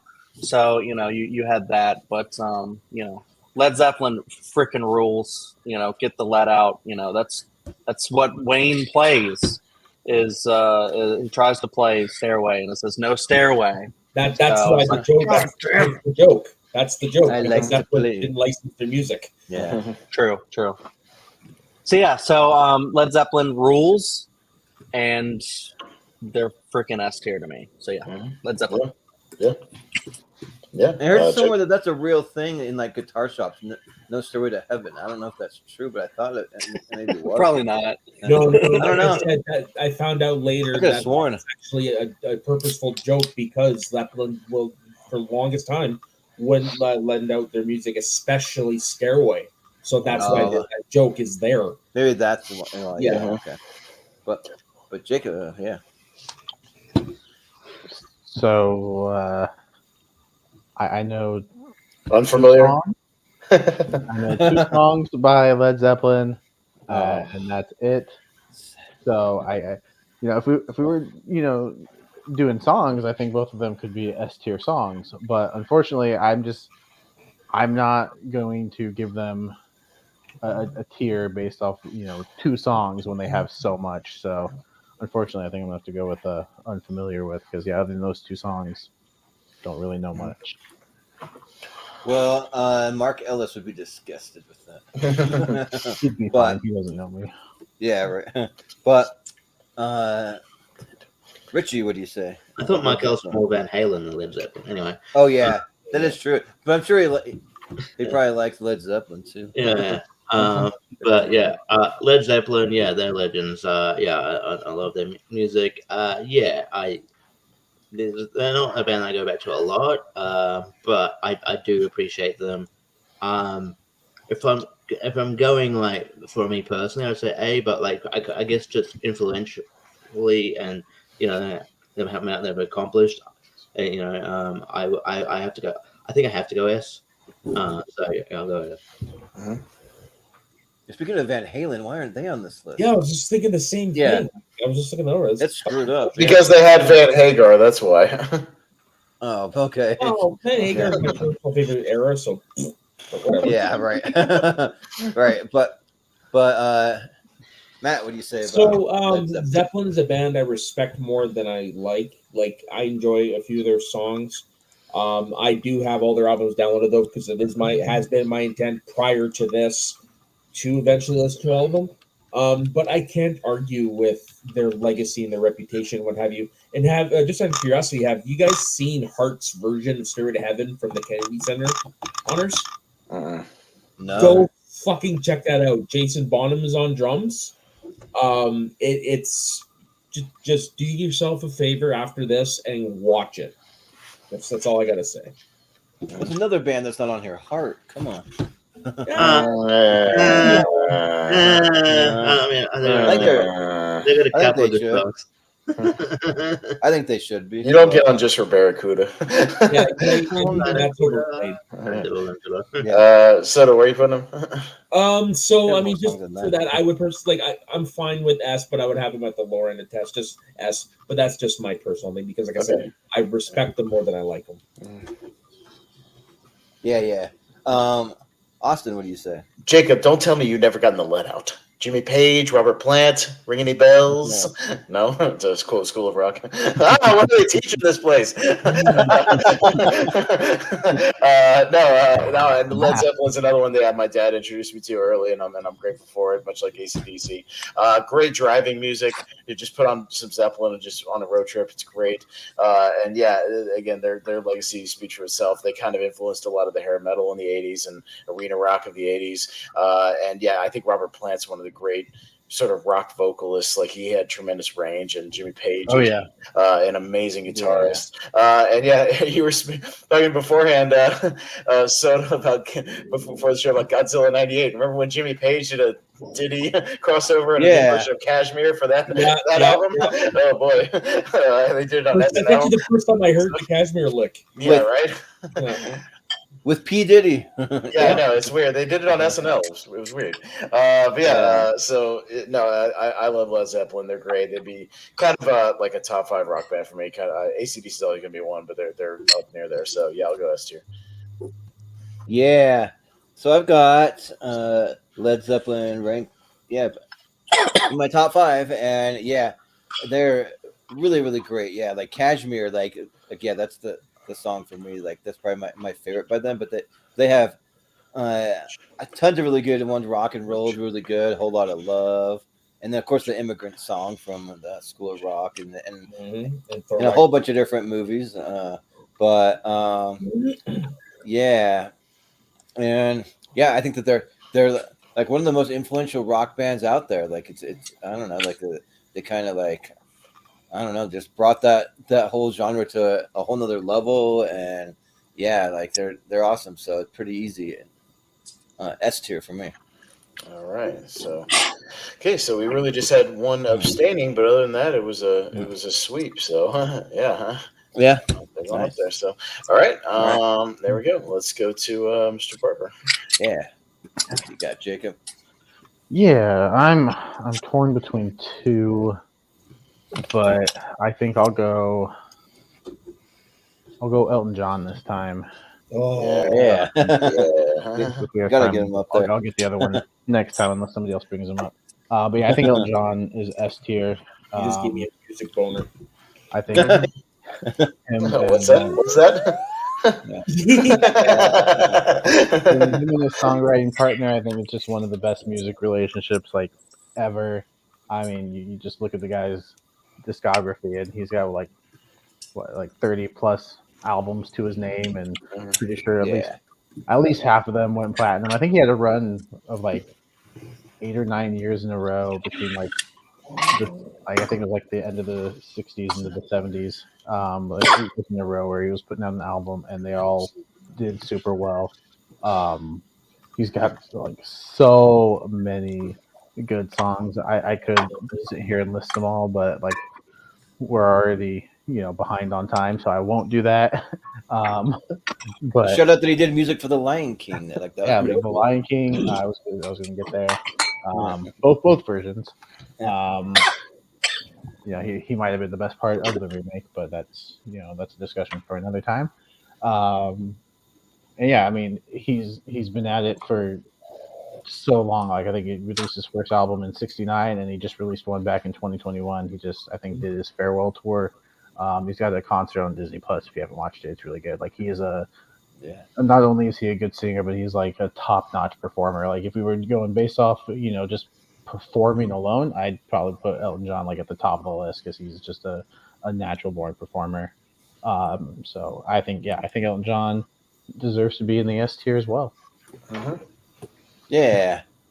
Richie, what do you say about Elton John? Yeah, the only thing I don't like about Elton John is that, and it's not his fault, it's that stupid remix of Tiny Dancer. I don't know. I stop ruining. There's this modern thing in music these days. There's a reinterpolation of good songs and making it worse. With Tupac, yeah. I hate it. Like, you do that with they did that with the Ighs 65 song, "I'm Blue." That BB Rexa. I'm good and I'm feeling. No, fuck off. Anyway, it's not. But yeah, Elton John. Yeah, he deserves his flowers. He definitely deserves on this list. Yeah, still going strong. I think he's only just wrapping his sort of career up now. I think he's done now, actually.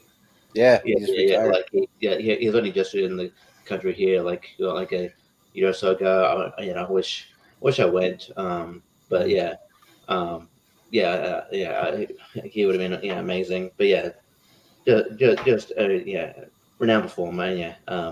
I haven't seen Rocket Man. Watch Rocket Man. It's a great drive pick. I'll go S tier for sure.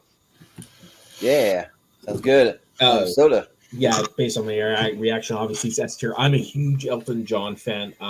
Ever since I was a kid, I first heard The Lion King. And the lyrics he did with that stuff. Just the man's story is just fascinating. Rocket Man, great movie, love it. I know, I love Harlan Williams. He's great. He's really funny. Elton John, his music speaks volumes. He is funny.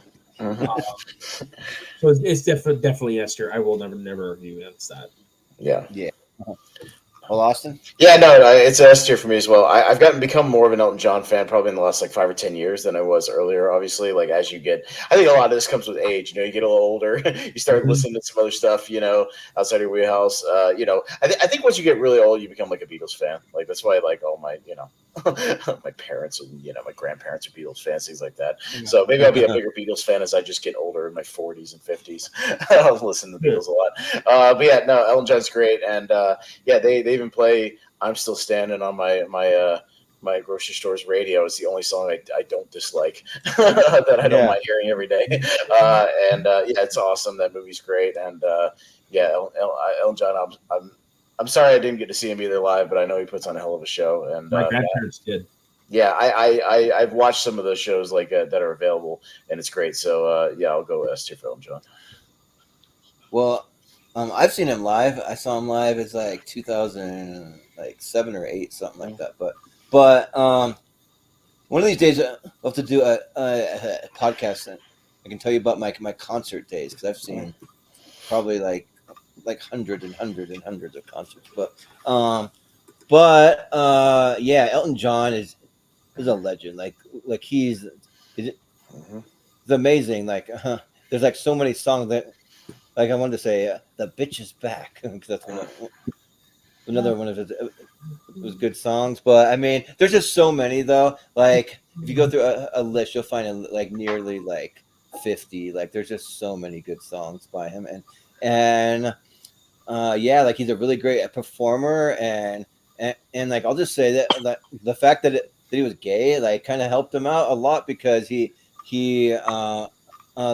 had so much great style and the way that he performed and the way that he did all that it was really, really cool. And I just think that he's not only one of the best musicians but performers and everything. Mm-hmm. And he was great in the Kingsman, or the Golden Circle. I mean, he wasn't the best part, but he was still fun. I still thought it was fun. So it was awesome. But yeah. So, Chad, what do you say about Elton John? Dude, when he farts in his spacesuit and then the other guy's trying to trap it. I know, I'm sorry. Are we still talking about Harlan Williams? Yeah. No. Oh shit. I'm sorry. It's Elton John. Sorry. Never mind. Elton John is it's one of those things where I love Goodbye Yellow Brick Road. I forgot the dirt brown cowboy, whatever that album is. I have that on vinyl too, and I just forgot the title of it. But he has a couple albums that I really like, but I wouldn't put as like top tier or anything. However, I don't think that really matters. I think this is an exception to kind of how I think about artists and stuff. I do think that you guys are absolutely 100% correct with his style, his performance, his just everything with him, the the flamboyant costumes and just everything that he was able to do, just something different. I just think is just really incredible. And he has some of the most iconic songs of all time. I don't think Almost Famous is as good as it is without That's Tiny one of my Dancer favorite scenes of all time. so, yeah, it's such a great scene. Really makes that movie something special. There's a reason like he's just so beloved, just such a beloved figure in pop culture. So iconic. He is the pinball wizard in the Whoverse, I guess. It's just like if you think about someone sitting down at a piano and just like cranking out a timeless classic, that's Elton John. He's the guy that does that. S tier for Elton John. I absolutely adore him so much, and just so many songs I just would never get tired of. So Elton John rules. Yeah. And also, I guess Malcolm was looking at a stadium and heard him play. He didn't get to see him, but he heard him, so that's cool. Hey, well, at least you're there. You can listen to it. Yeah. I saw that concert live on Disney Plus when they were doing that. Mm-hmm. That was cool. Yeah. Nice. Well, we'll go to Richie for another pick. Uh-huh. Yeah. So I'm torn. I've got between one that I think could get up, but again, he might have the thing where he wasn't around long, but I think he was influential, and one that I think deserves their flowers, but might not get into the S tier. If it comes back around me again, I'll go the other one, but I'll go the one that I think deserves their flowers. I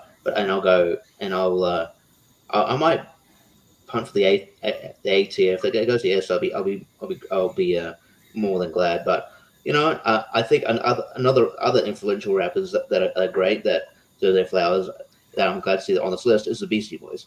I think the Beastie Boys are fucking great. I think they.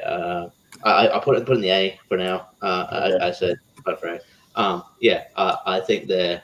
I think they're. Like just banger after banger.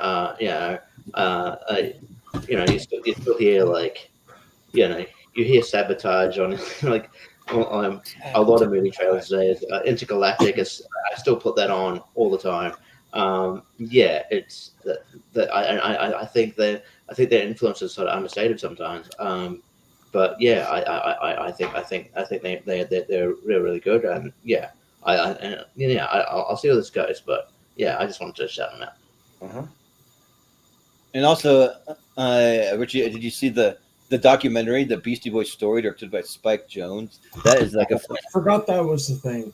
That's one of the best music documentaries I've almost ever seen. That is like really good. I would highly recommend that. So yeah, but Soda, what do you say about the respect to the Beastie Boys?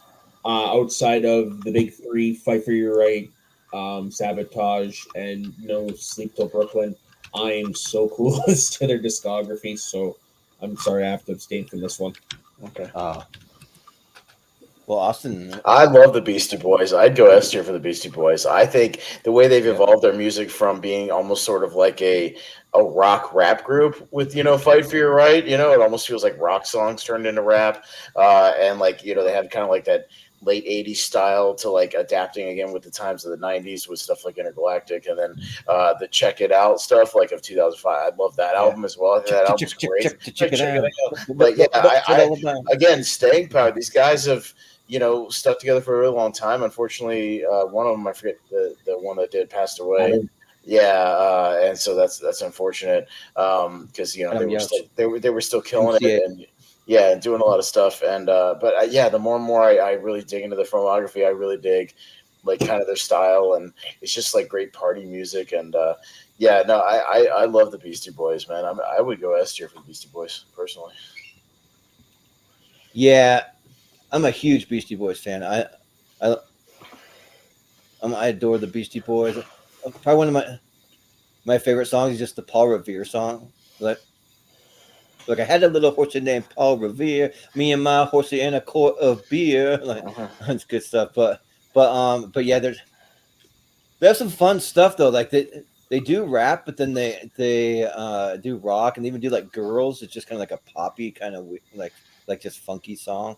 Girls, all I really want is girls. But they got like Brass Monkey. They got like So What You Want. They got Sure Shot. They got a lot of stuff. So that's like really, really good. And yeah, like I think that they're great. And like I didn't realize like that the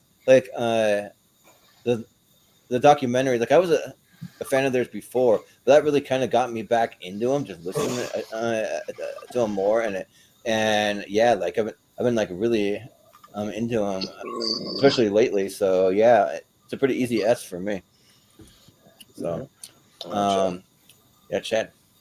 Yeah, I'm also S tier. I think with the Beastie Boys. If you haven't heard Paul's Boutique, that's a pretty phenomenal album. What they were able to do with like samples and stuff like that is just so incredible. So not only are they great, like at making iconic music videos, just iconic songs, and just like kind of mixing. Rock and rap and just all this hip hop and all this stuff. But they're just like amazing at like producing like these really cool albums, especially Paul's Boutique, that just included like so much sampling. So like even in the studio, they were just really cool and influential, and just really, really great. Yeah, I think the Beastie Boys are just a jam to listen to. No Sleep Till Brooklyn. Just like.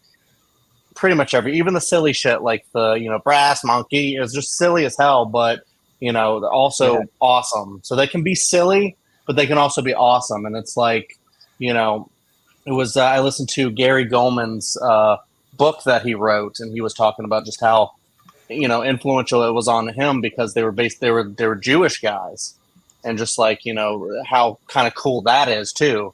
It's like you never thought maybe you'd hear like a bunch of Jewish people rapping, and it ends up being really awesome. So yeah, they're so great and iconic. S tier for sure.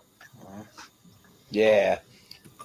Jacob, what's another hip hop group? Jacob, you listen to the Beastie Boys? I've listened to the Beastie Boys. I think License to Ill is one of the just most fun albums. I think License to Ill is incredible. That's a dope album. Yeah.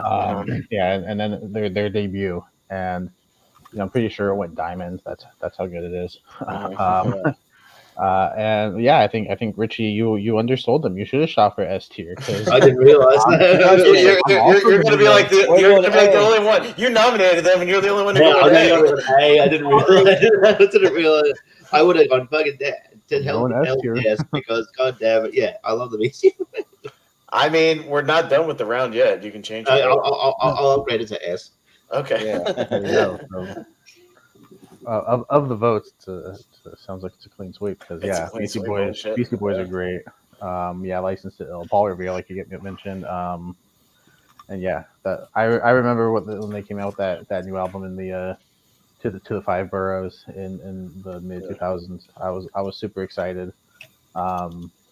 Because it was like I listened to their old school stuff, and the fact that they were coming out with some new stuff, I was pretty excited, and it didn't disappoint. So if you haven't seen it, when they rapped "Check It Out" from like the streets of New York all the way into Letterman's studio, like and ended up on stage, it's great. That is awesome. That's like good. They start outside and they like work their way inside. I've seen that. Yeah, it's really, really good. Yeah, and it's unfortunate the passing of MCA because I'm pretty sure they could have. They may have released a couple new projects in the last decade or something, but what we do have from them is fantastic. Yeah, but damn, Richie, you undersold them. Yeah, right. But let's just look at this right now. The Beastie Boys are above Tupac. Tupac. Yeah. And technically, according to the votes, tied with Eminem and the Beatles. With the Beatles. Come on. And Yeah, Elton but John. Oh boy, if you voting is going to be go fun. up and watch the trailer just for the Beastie Boys story, the documentary, like I'm trying to figure out what the song is. There's a song in the trailer that's really, really good. It's not their usual like stuff, but it seems like kind of like pretty heartfelt. Like makes you want to watch the trailer. So There was like yeah. even in the Marvels that when they tried to use intergalactic in the intergalactic in the trailer, it sounded fucking. Yeah. It's like a stuttering version of Intergalactic. It was weird. Yeah. Well, they used sabotage for like the whatever Star Trek Star movie Trek it was. Beyond. Yeah. Yeah. That's the reason they won. Uh-huh. Yeah. I'm like, that takes me out of it. I don't know, but it's a good song. But yeah, we'll go to Matt. Yeah. Okay. So I'm gonna go way off the board on this one for several reasons. Okay. One, because I know we need to we're running a little bit long. And two, I don't think anybody's ever going to talk about this genre. And three, I want to give it its props. I'm going to go with somebody who's known in his time as the Hillbilly Shakespeare. I'm going to go with Hank Williams. Okay. I am a country fan. I'm an old country fan, maybe of Hank Williams. But keep talking. Okay. Yeah. So Hank Williams is definitely someone I actually kind of have a personal connection. It's not a story I'm going to tell on here because it's kind of painful. But this man he's like the James Dean of country music. Like he was big for a few years before he died at a very young age from alcoholism. Very tragic story, but his music, he was able to put his soul and his pain and all that stuff into his music, and it was the lyrics are so beautiful. Like I beg you to listen to it. I'm so lonesome I can cry. That song is just it's transcendent in a way. So I wanted to give some love to country music and to one of the Mount Rushmore people of country music, Hank Williams. Yeah. Sounds good. Austin. I said, hey, good looking. What you got cooking? How's about cooking something up with me? No, here's the thing. I don't like modern country music. I hate modern country music with a passion. It sucks. It's all the same shit. It's fucking terrible. It's trying to be Leonard Skinner. It's awful. But I love 50s and 60s country music. I think it's great. Old country music is really good. I have a bunch of on my Spotify playlist, I have a bunch of Hank Williams on there. I really love Hank Williams. And yeah, it's just really good old fashioned just good old fashioned country music. I mean, there's no other way to say it, but in a great way of just very laid back, easy going. Yeah, I think he had a huge influence on a lot of other artists that would come out later. My favorite country song, he's the impetus of Midnight in Montgomery by Alan Jackson. Yeah. But I dig Hank Williams. So you know what? I'll go. He's on my personal little short list here. So I'll go S for Hank Williams. But yeah, I mean, I don't know if everybody else will. We'll see where it ends up. But I love me some Hank Williams, man. Yeah. Well, a country boy can survive. You got that one. But and I'm not a big country person, really. All across the board. I like country music that sounds more like rock, kind of that's the kind of less twangy kind of stuff. So the stuff that Austin and I hate. Yes. Well, the modern modern day. Well, not even a ton of modern stuff. I don't know, a little modern stuff, but not a lot of it. But in that song, "Hey Good Looking," that was my if you were to assign individual people a theme song, that was my ex-wife's theme song. People would just see her and they would just start singing, "Hey, good looking, what you got cooking?" She would go around singing it everywhere, and it just became a thing for us. That's how we even got back together after 10 years of being apart. That was the first thing that we really even said to each other. We just started singing that. So, but I never really thought. Yeah. Sorry. But when I do my rankings, I didn't rank everyone because I was a little short on times. I've been getting ready for the free for all and stuff. But I didn't really think to to throw in Hank Williams, but you know what? Like he is pretty great though for country music. Like he's almost more kind of like just kind of folky sort of and it's pretty good. It's pretty good. I mean, I wouldn't say S for me, but I'd say A. Yeah. No flat scrugs on this list is a travesty, Soda. Yeah, no, they're the greatest banjo act of all time. I was shocked when I saw Graham Parsons on here. I was like, no fucking way. Yeah, right. Yeah, but Chad, what do you say about Hank Williams? Yeah, so I'm just like trying to like look through a lot of his like hits and things that like might be familiar. And I mean, I've definitely heard the name. I've heard of Hank Williams Jr. as well. I do like country music, depending. Of course, I don't like stuff like Florida Georgia Line and all that stuff. I am a Swiftie though, so I do like her country. I don't consider her country anymore. Not anymore. No, well, she doesn't know, but like she used to. Yeah, but then, yeah, for sure. So I do like some newer stuff if it's like a really good song, like I don't know, like a Leanne Rimes and the Dixie Chicks. You know, back there, just the Chicks now, I guess. You know, I like some of those songs, but I don't like really dive into them or anything. The only like country artist that I would say that I really, really got into was Johnny Cash. Hank Williams, though, I guess this is where like, I kind of make a little bit of like a longevity argument. Like he also, like Kurt Cobain, died when Kurt was 27, but he was 30, it looked like. Mm-hmm. And then looking at like his album output, like I didn't really like notice anything that was like that, spectacular. Well, they didn't really do songs. Then. That's true. No, you're absolutely right. That's a good point. But even like looking over the singles, it was kind of like just the one you guys were humming.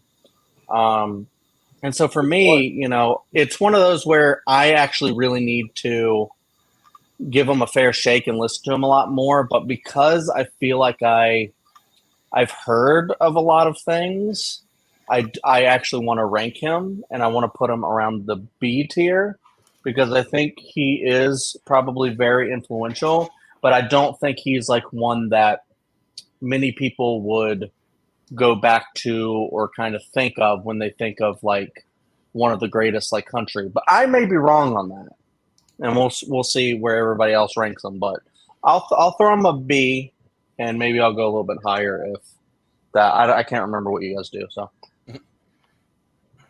Oh yeah, and I think in Walk Hard, the Dewey Cox story, they got a guy that's based on Hank Williams. I think that's like in there, that like younger guy or whatever. I think it's that. Is it that movie that I'm thinking of? Hiddleston. Pretty sure played him in the movie not that long ago. Yeah. He played him too. Yeah. So yeah, but Jacob, what do you say about Hank Williams? I am not the biggest country music fan. And so, unfortunately, I'm just not super familiar with Hank Williams. I couldn't tell you a song title. Yeah, yeah, sure, that's fair. Richie, I'm not overly a country music fan either. I know Hank Williams. I know that obviously another song that I sing for because I bought a song with it. I don't feel like I know enough to probably give it a ranking. I know, I know a lot of like modern day country. Not that I like particularly. I wouldn't say I love it necessarily. Like there's like Chris Stapleton. He's okay. But yeah, I'm not a huge Luke. I'm not a huge fan of. I always give shit to my girlfriend for liking Luke Combs. I think his version of Fast Car sucks. But yeah, I'm going to abstain. So I don't feel like I can properly rate this good work. So I'm just going to go unfamiliar. So it's two S's and A and a B. So it's I'm actually surprised that people than me like them. Yeah, I love Hank Williams. Yeah. If you haven't, I highly recommend seeing Ken Burns' country music documentary. Nice. Well. Austin? I gotta go with another one that I got really into, in my younger years, especially as a kid, and I'm still a huge fan of, and he's still very, very relevant with 2 recent movies that kind of chronicle some stuff in his life. So if you catch my drift of where I'm going, I think we got to put Elvis Presley up there. Oh yeah. Elvis, I mean, maybe one of the most iconic just figures in history. A guy who. Again, speaking of the Ed Sullivan Show, his appearance on there certainly was both amazing and at the time very controversial. But yeah, I mean, had an incredible shaking those career. hips. Yeah, that sort of went downhill near the end with his demons and his drug problems and whatnot. But you can't discount what he did for the business and literally how he might be one of the most famous people around the world as far as just being one, maybe the most recognizable music personality ever. I mean, everybody knows who Elvis is. People from other countries know who Elvis is. I'm not going to sit here and list all of his songs, but you guys know how many damn songs this guy put out and how many iconic songs he put out. I'm sure we're all movie fans. We all saw Elvis, and I don't know if you've seen Priscilla. I wasn't high on Priscilla, but the movie was interesting. But it was. Let's go Elvis Presley and see what happens for us here. Jordan? Yeah, like you got to have Elvis up there. So Elvis is another one where I connect with my grandparents quite a bit. My grandma saw him in concert twice, and like she's is obsessed to the point where it's like what, like whenever you like tell people that you're really into something, and then it's like for the next like 10 Christmases and like birthdays, people just give you stuff like based on that, and it's like I like it, but like that's enough of that, kind of thing. Because people like were just showering her with all this Elvis stuff to the point where they give her movies or like albums, and she'd be like, I already have 2 of those. Yeah, all right, thanks. but yeah, like he's great. He's got so many iconic songs. I mean, I probably like Can't Help Falling in Love. That's like probably like one of my favorite. But I mean, yeah, he has like so many. Yeah, I won't go and list all of them either. But yeah, just like it's a lot. And I mean, I'm not as big into like the like gospel like years he got into. Kind of. I mean, it's okay. It's kind of like a different thing for him. But I mean, but even that though, it's not terrible. But I just prefer his other stuff, and I think maybe most people do too. But yeah, it's an easy S tier. Yeah, when we're talking like the greatest of all time, he's the king of rock and roll. I mean, they call him that for a reason. So yeah. But Chad, what do you say? Yeah, Elvis definitely is. Fun fact. I don't know if you knew this, but you know how he has that little like hip thing or the dance that he does. Forrest Gump taught him how to do that. Back in the day. But yeah, and real quick trivia bit: who voiced him in Forrest Gump? Oh shit, I don't know. Don't know.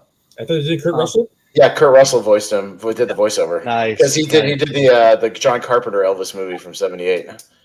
Yeah. Nice. Yeah, that was actually in my history books when I was in high school about Forrest Gump that he taught him that. Yeah. He must like playing Elvis because he was also in that movie 300 Miles to Graceland. Yeah. Yeah. He's an Elvis man. Yeah, Elvis is definitely influential. I know there's like the whole controversy about stealing like music from like a whole culture and stuff like that. I don't really think that's a fair criticism, although it is one of those things that happened. But I do think that he was so talented, like we saw in the movie Elvis, that it just worked. I mean, it was like back then doing that little shake was like the most risque, sexiest thing you can do on TV, apparently, and stuff. But yeah, like back then they weren't really making albums, stuff like that. But I do think his output was really great, like a lot of iconic songs and stuff like that. But just the man himself and the star power that he had, very, very iconic. I agree. I don't think he has many like albums that I would put up there. I don't know how annoying this is. I keep bringing up albums, but it's my thing. It's what I like to talk about when I talk about rock bands and stuff. But like his legacy is very vast. There's so many fans that love to dress up like him, and I don't know if there's many other acts that are kind of like that. Maybe kind of like the Marilyn Monroe of music, kind of a deal. Is like he's like that iconic of a figure. But as a musician, I personally would probably put him closer to the A tier than the S. If you talk about like iconography and stuff like that, pop culture, then I might put them a little bit higher. But yeah, musically, I'd probably put them around the A as far as like what I personally like. But I do like listening to some of the songs for sure. I'm just gonna mute myself real quick while I scream off camera. All right, go ahead. Yeah, right. Into it. You got a pillow? No, he's not as good as Nirvana in their 2 years. Again, okay. Yeah. Yeah. But we'll go to Jacob. What do you say? Yeah, I think Elvis is, he's got that iconic status. So many iconic songs, and yeah, was it Can't Help Falling in Love, whatever, still being covered today. Yeah, I thought this movie was pretty good. So many good songs, so many catchy songs. The guy was a performer. I think he kind of, unfortunately, he had his issues. But I think his output was still really, really good. I'd throw him in the S tier. He'd probably be at the lower end of S for me personally, but still up there. Yeah, sounds good. Richie, what do you say about? Yeah, I was going to bring up Elvis eventually if it got around to me. So yeah, S tier, and yeah, like the Elvis look is so is so iconic that it bleeds into other pop culture. Like, do you remember a tag team in the early TNA called the Flying Elvises? Jimmy Yang. He's great. He's great. I didn't get it at the time, but my friend is obsessed with Elvis. But yeah, but I get it. You can't deny his he had that sort of that Beatles popularity where when he'd come in a limo, women would just go fucking nuts. Wow. So he was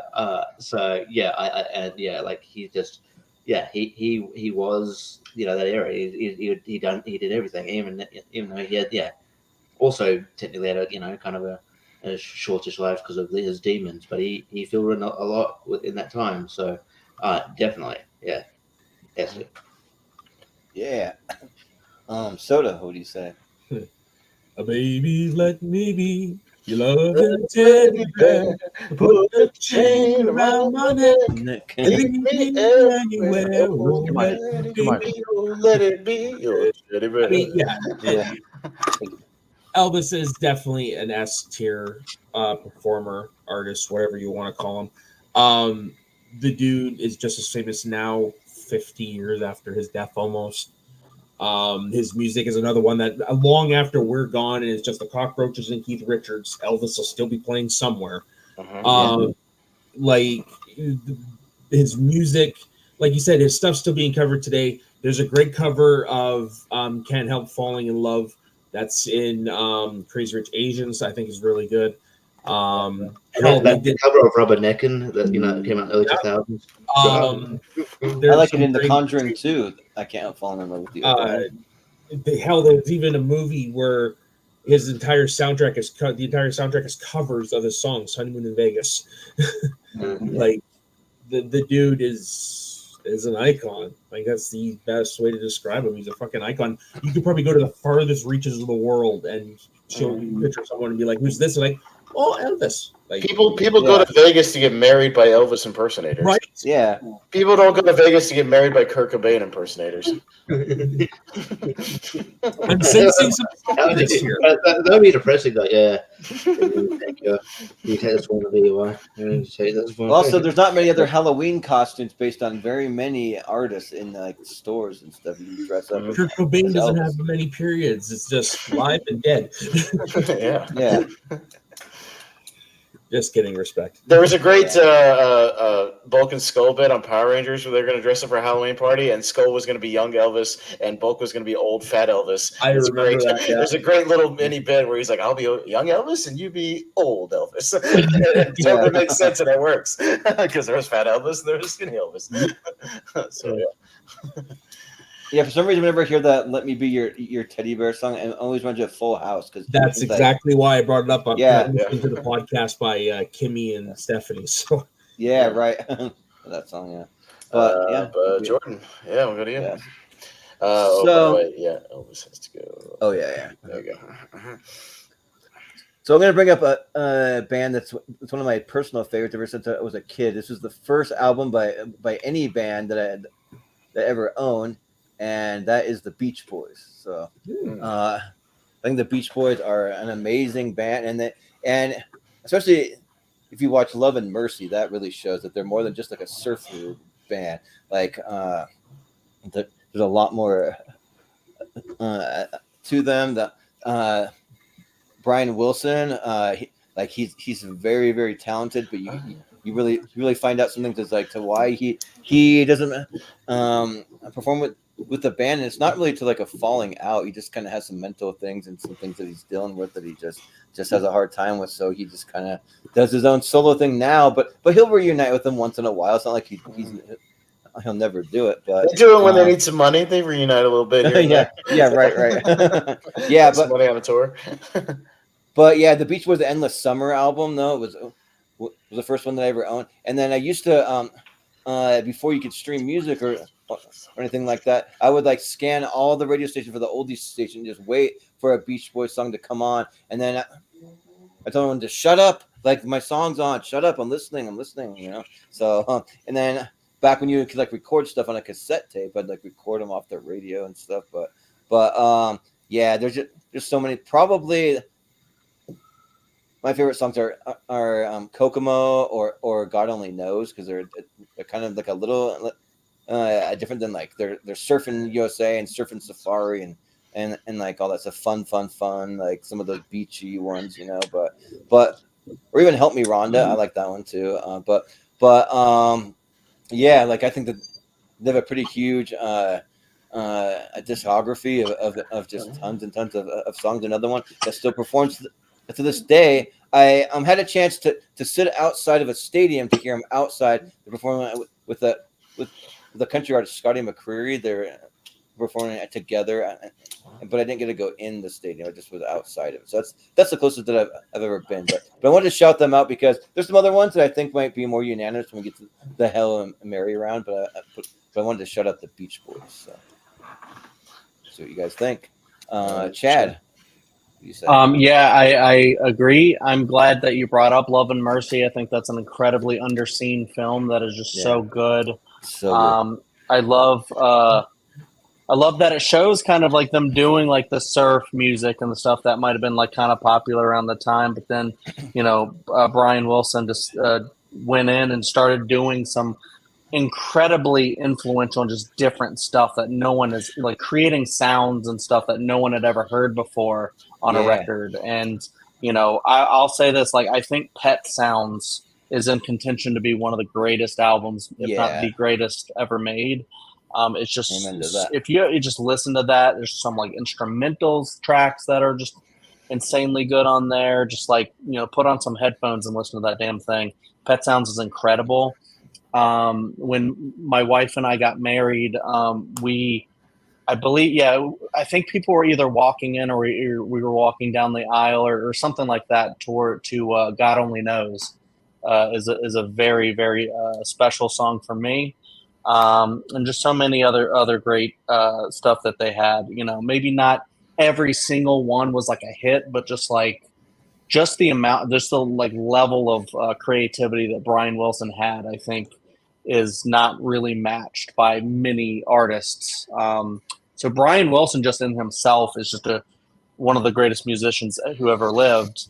And then the Beach Boys, I think, is just so incredible, especially with Pet Sounds. I'd put them in S. I agree. Yeah, and apparently, fun fact, John Stamos is a member of the Beach Boys. So apparently, at least the unofficial member. He thinks he is, or he likes to tell people. No, he does perform with them like all the time, like quite a bit. Yeah, he'll go and play drums with them and stuff. Yeah. So, but Jacob, what do you say? Yeah, I'm a very casual listener of the Beach Boys. I haven't really dove into any of their albums, but every song that I've heard from them is highly enjoyable. And yeah, I think it's just some good music to listen to. So I can't go S, but I'll go A. I think they're really good and really easy to listen to. And when their music comes on, I don't turn it off. So I mean, there's that. Yeah. Well, one of my favorite movie moments with the Beach Boys song. Have you ever seen that Agent movie, Flight of the Navigator? They're playing "I Get Around" and he's just cruising around in the spaceship all around like California and the Bay Area and all that. It's fun, yeah. but Richie, what do you say about the Beach Boys? Beach Boys. That's Charles Manson's band. Yeah. Yeah, right. Yeah, no, I'm like Jacob. I'm a bit more of a casual listener to the Beach Boys. I only know really their hits. I haven't really delved into their album or anything like that. So, and I like them. I not enough to give it an S. I feel like that should be reserved for, I can't really vote embarrassed if I haven't watched listened to like any of their albums fully. So, but just for their influence alone, I'll go A. Yeah, if you listen to like some of their later stuff, like that's when it gets really intricate. They have a song called "Get You Back." I think it's really good. I can't remember what album it's in, but it's one of their later ones. That's another good one. But Soda, what do you say? If every word I said could make you laugh, I'd talk forever. Yeah, no, outside of that one and their hits, yeah, I'm everyone else at best. So I'm A for me. Like, don't get me wrong, respect to them. I understand their influence. I respect them for that. But yeah, I'm in the same boat with everyone else. Sure, yeah. Austin. Well, I'm not bragging, babe, so don't put me down. But I've got the fastest set of wheels in town. When something comes up to me, don't even. I know them more for their fastest set of wings, man. I know she can fly. She's my little deuce scoop. My parents again. I was I got a heavy dose of golden oldies as a kid. You know, thanks to my parents, like the oldie stations on the radio, like constantly. So yeah, I heard a lot of Beach Boys when I was a kid, and I'm still a big Beach Boys fan. Just really casual, just great, easy listening music. Like just good vocalizations and everything. I would go S tier for Beach Boys. They're on my short list, so I would do that for Beach Boys. But yeah, but nice. It's 3 and 3, so it'll kind of borderline for right now and hang on, but we'll see what happens. But all right, we are. I know we haven't covered a whole lot yet, but we'll get our we'll get our Hail Marys here because we are a little over the 2-hour mark, so we do have a time constraint here on Tier Ranker. But how it's going to work. So we will go up and down the panel. If there's anything else still on the list, obviously I'm sure there is, because we haven't covered a ton yet. But everybody will get a chance to shout out some other musicians or artists that you believe are kind of either maybe S tier or like strong A tier that you would shout out. We'll probably keep it at a limited everybody to about 10 or so. So you'll have to be a little picky, but just do your best. But if you hear one get shouted out multiple times already, but you think it is, you can move on to something else, obviously, because I'm just looking for those crossovers. Anything that gets mentioned more than once, I will write those down, and we will do our best to do some rapid fire voting. I'm sure there are other S tiers that will get thrown up there that maybe that are pretty obvious. We'll get there, but yeah, that's kind of how it's going to work. So I'll try to keep track of this as we go, as far as writing them down and catching those crossovers as quickly as we can. So, but yeah, that's how it's going to work. So we'll go up and down the list. So you guys look it over, see what you got, what you want to shout out. I can go with whoever's ready first, and then just kind of bounce around to whoever's ready. So I got one. Jacob, you want to hit me with your list? So you mentioned us to kind of repeat it back to you, just so I'm ready for your next one as I'm writing them down here. But hit me with what you got. So I've got Run DMC. Run DMC. Michael Jackson. MJ. Yep. Black Sabbath. Dr. Dre. The Doctor. All right. NWA. Aerosmith. And Johnny Cash. You're hitting a couple of mine. Spoiler alert. All right. I like this. I like where this is going. I'll go. Richie, you ready? All right. Give me just a second to write your name down here. All right. What you got, Richie? Bob Dylan. All right. Rolling Stones. Bob Marley. Yep. Sam Cooke. Mm-hmm. The Who. Prince. Johnny Cash. Public Enemy, Run DMC, and Black Sabbath. Run DMC and Sabbath. Okay, gotcha. Chad, are you ready, or do you need another Yeah. one? Okay, gotcha. Yeah, I can go. Yeah, I'm just gonna scroll down, and we'll see what we got here. All right. I'll go Rolling Stones. I'll go U2. All right. The Who. The Who. I also agree with Johnny Cash. Cash. I'll agree with Michael Jackson. Okay. I'll throw out a David Bowie. Bowie. What am I at? That's you got about 4 or 5 more you can hit me with. Yeah. 4 or 5 more. Uh-huh. All right, 1 second. Damn. Yeah, I know, right? Let me throw on. Okay, you might have to come back to me. Okay. I'll throw on Bob Dylan. I'll agree with that one. I'll throw on the Velvet Underground. Bruce Springsteen. Anyways, Springsteen. All right. That's it. All right. Okay. Gotcha. All right. Soda, are you ready? Okay, so U2. U2. Springsteen. Madonna. Johnny Cash. Hold on just a second. Hold on. Springsteen, Madonna, Cash. All right. Aerosmith. Sabbath. Guns N' Roses. Prince. Yeah. Okay. Michael Jackson. MJ. And Ray Charles. Okay. All right. As for me, since actually some of you guys mentioned some S tiers that are already on the list or crossovers, I'm going to mention some other ones. So use that opportunity. I will second David Bowie, since I haven't heard a second one for that one yet. Jimi Hendrix. Oh yeah, I should have mentioned him. I'll go with Jimi Hendrix as well. Okay. Your time has passed, Richie. Okay, my time is now. I'm done seeing. Yeah. I'll say the Ramones.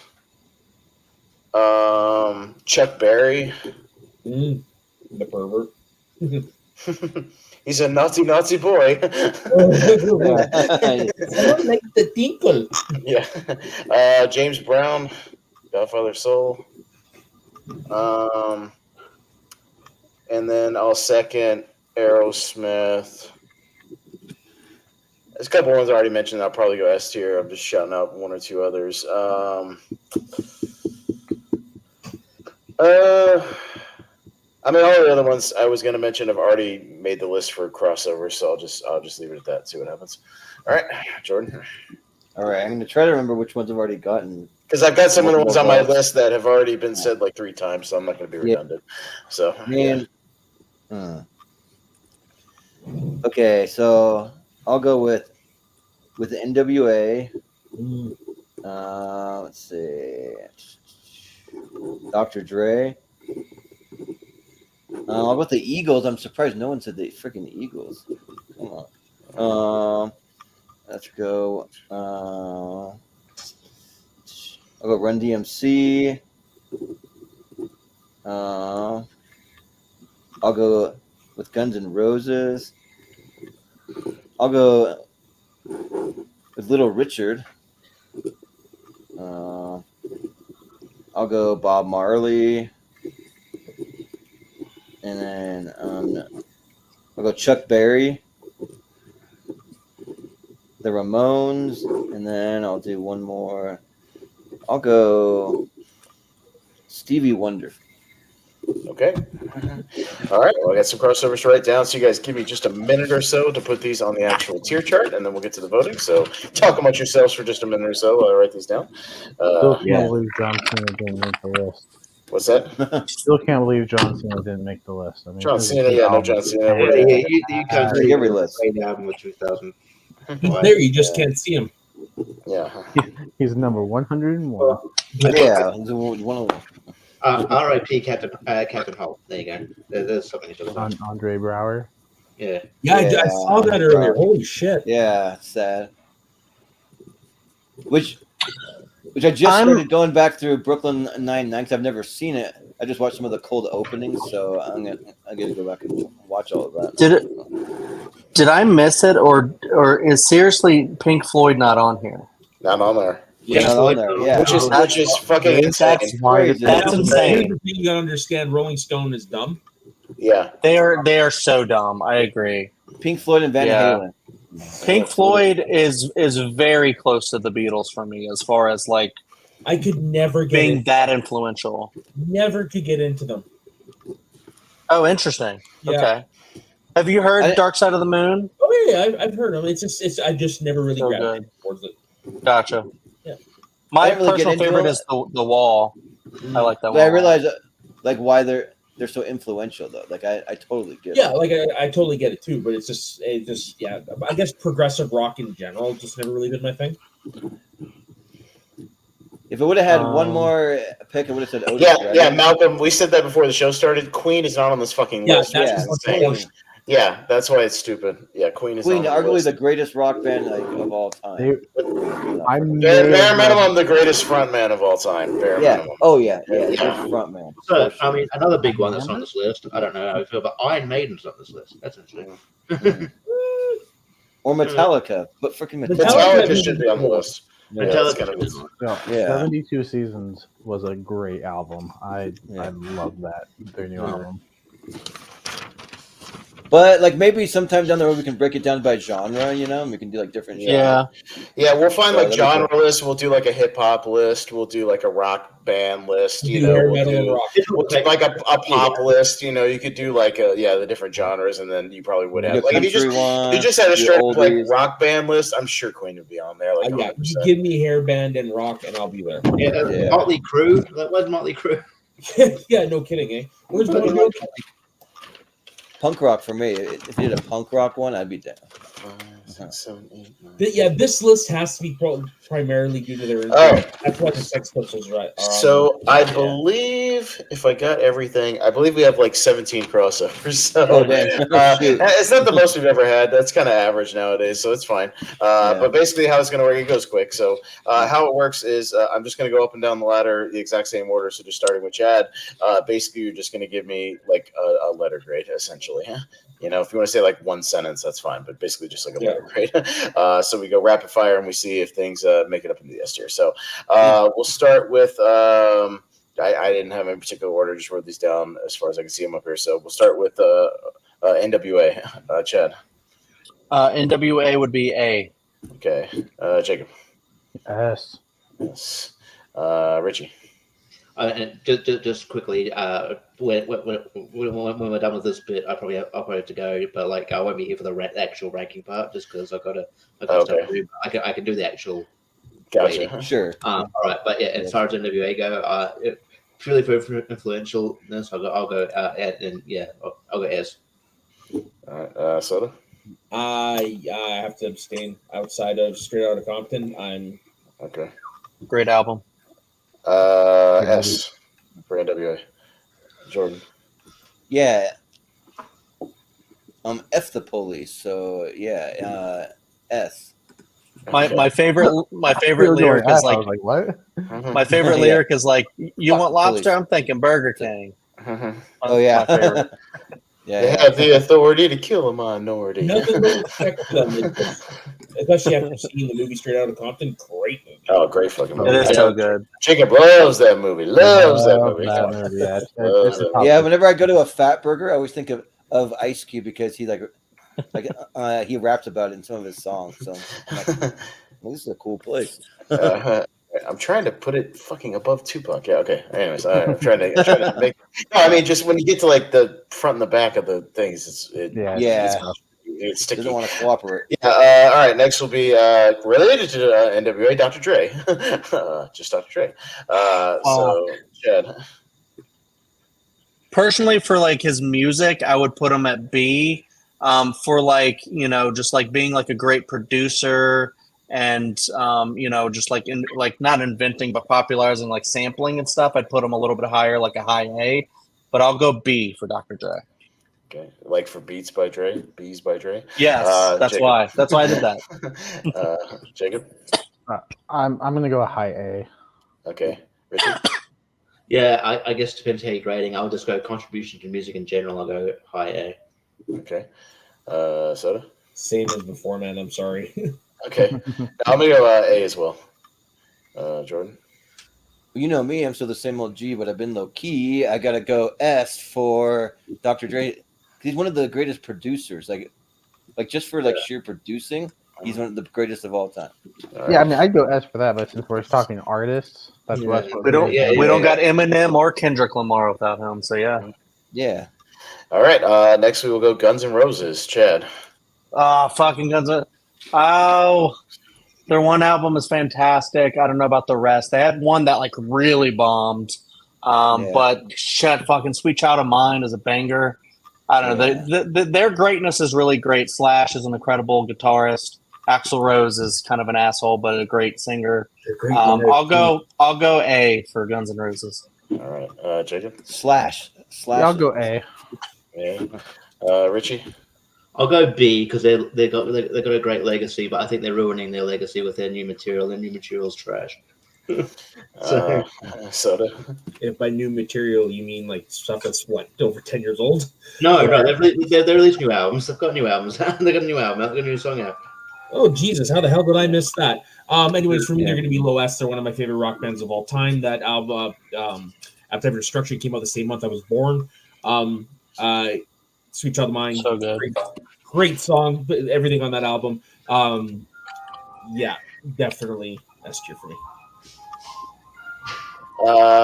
You guys are gonna hate me, but D, their songs are too fucking long. Ooh. I don't like Guns N' Roses. I'll give you a Civil War. That's a long one. Sweet Child of Mine goes on fucking forever and ever and ever and ever, and it fucking annoys me. All right, so yeah. Yeah, it's almost 6 minutes for Sweet Child of Mine or something. Stop. They do have some song that's like almost 10 minutes long. So There's a couple of them. Yeah, there's a few of them, but I'm still gonna say S. It'll be a low S, but for Slash alone, like especially like I know that we're just talking about the band Guns N' Roses, but his solo stuff by Slash it's freaking amazing. It's really good. But anyway. Next is gonna be Chuck Berry. Chad. Can you guys hear me right now?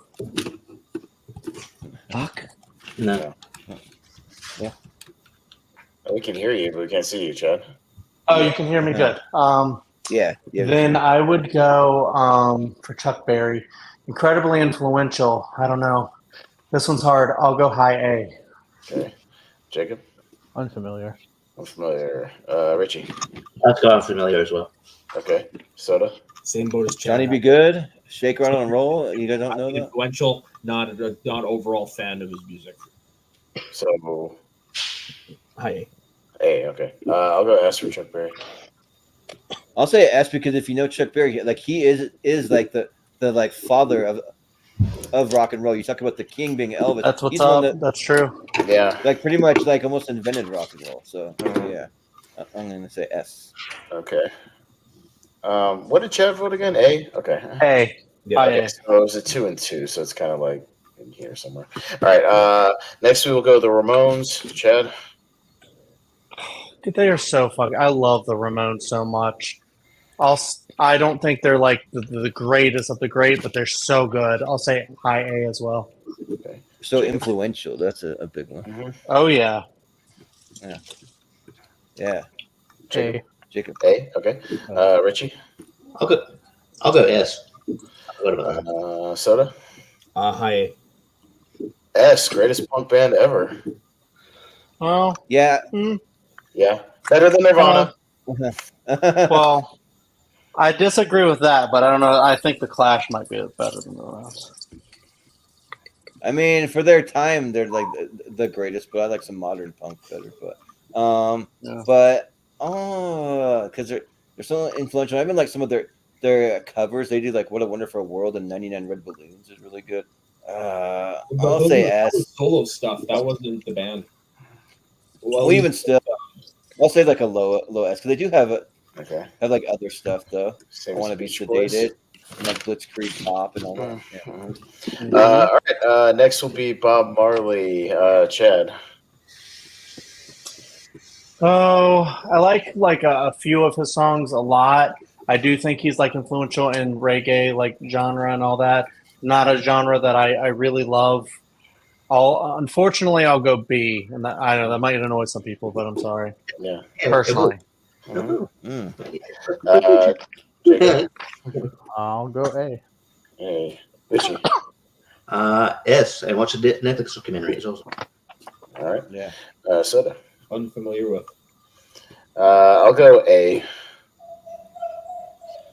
I'll say S, but whenever I think of Bob Marley, I was thinking there's a scene from Lost where like Hurley asked Michael, "It's like you like Bob Marley?" He's like, "Who doesn't like Bob Marley?" Of course. and also that freaking One Love trailer, like they play in front of every damn freaking movie over and over and over. I've seen that trailer about 100 times at least. They haven't been playing that one that much for me personally, but I've seen the Argyle trailer 97 fucking times, and I'm over it. Yeah. Fucking Argyle, I'm over it. Jesus Christ, I'm just ready for that movie to come out.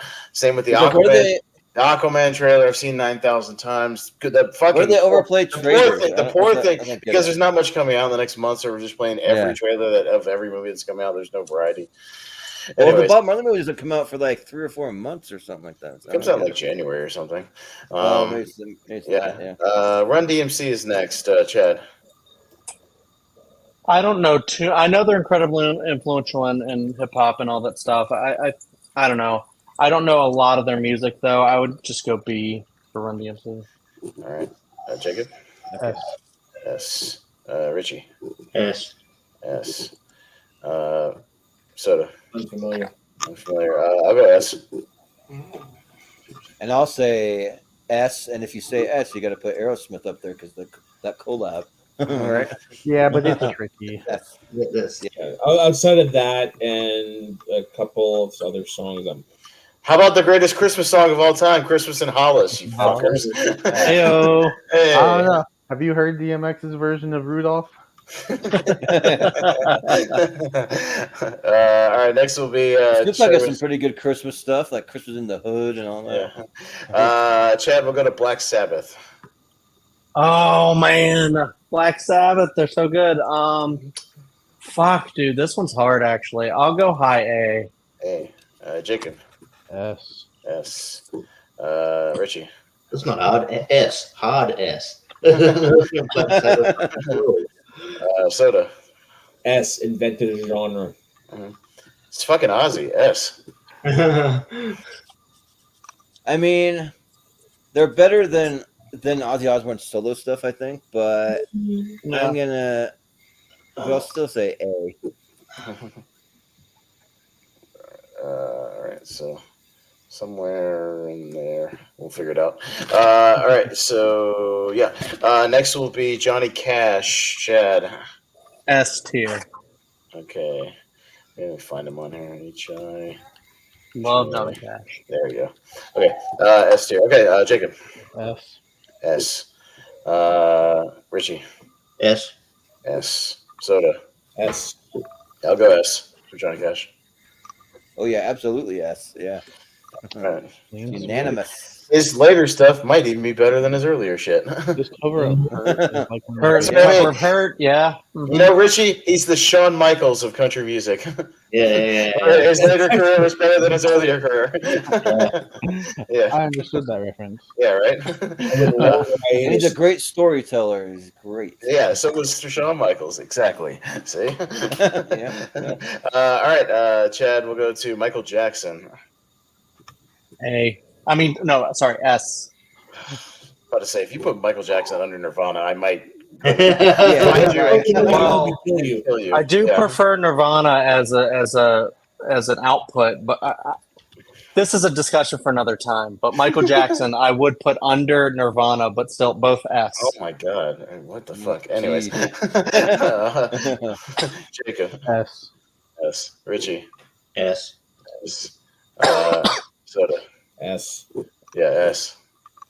This might be one of the easiest S's on this whole thing. S. Right, exactly. There's some obvious ones we don't get to, but Sometimes just you we don't don't need get to to do them. the obvious Yeah. ones during Yeah, the exactly. round. But the actual individual ranking might be a little tricky when we get there. That'll be fun. Oh, All right, next we're gonna go to Bob Dylan, Chad. S. Okay, Jacob. I gotta go unfamiliar. I just don't know a lot. And Richie. S. Soda. I prefer him as a songwriter over an actual artist, so I'm going to go A. I'll go C. He's boring. His display, the thing exhibit when me and my dad went to the Rock and Roll Hall of Fame was boring too, for a good reason. He was like the feature one, and it was fucking boring. Yeah. I don't like Bob Dylan at all. You can't understand it. Would you win your wee way? Would you win in the wee way? Stop. We're gonna get copyrighted. D. Yeah. The Bob Dylan section of Walk Hard is hilarious. And the mouse traps to get to the man, you just don't understand it, bro. Yeah. You don't understand it, bro. Yeah. You just don't get it. Well, the B tier is really lonely right now, so B for Bob. There you go. Yeah. All right. B for Bobby. You too, Chad. S. Yes. Okay. Jacob. B. Richie. Here's where I get negative. D. They're pretentious as fuck, and I don't like them. Yep. I'm actually kind of with you. Soda. Where the Streets Have No Name is the best entrance music for a hockey team I've ever heard. It was for the Vancouver Canucks for many years. S tier. Okay. Oh yeah. I'll go B. I like a couple of their songs, but only a few of their songs. Yeah, I'm not a YouTube fan, but I do appreciate when they performed in the Super Bowl halftime show right after 9/11, and they had all the names of like the firefighter and everyone that died in 9/11. They played with the Streets Have No Name, but I'm still not a huge fan. C. Okay. All right. So that's kind of A-B territory. I'm not sure where to put them, but I would say top of B. probably, yeah, it's above Bob Yeah. Dylan right there. Next will be Springsteen. Chad. S. Okay. Jacob. A. I guess. I don't know too much, but I know enough to. Yeah. Richie. A. A. Soda. Hard S.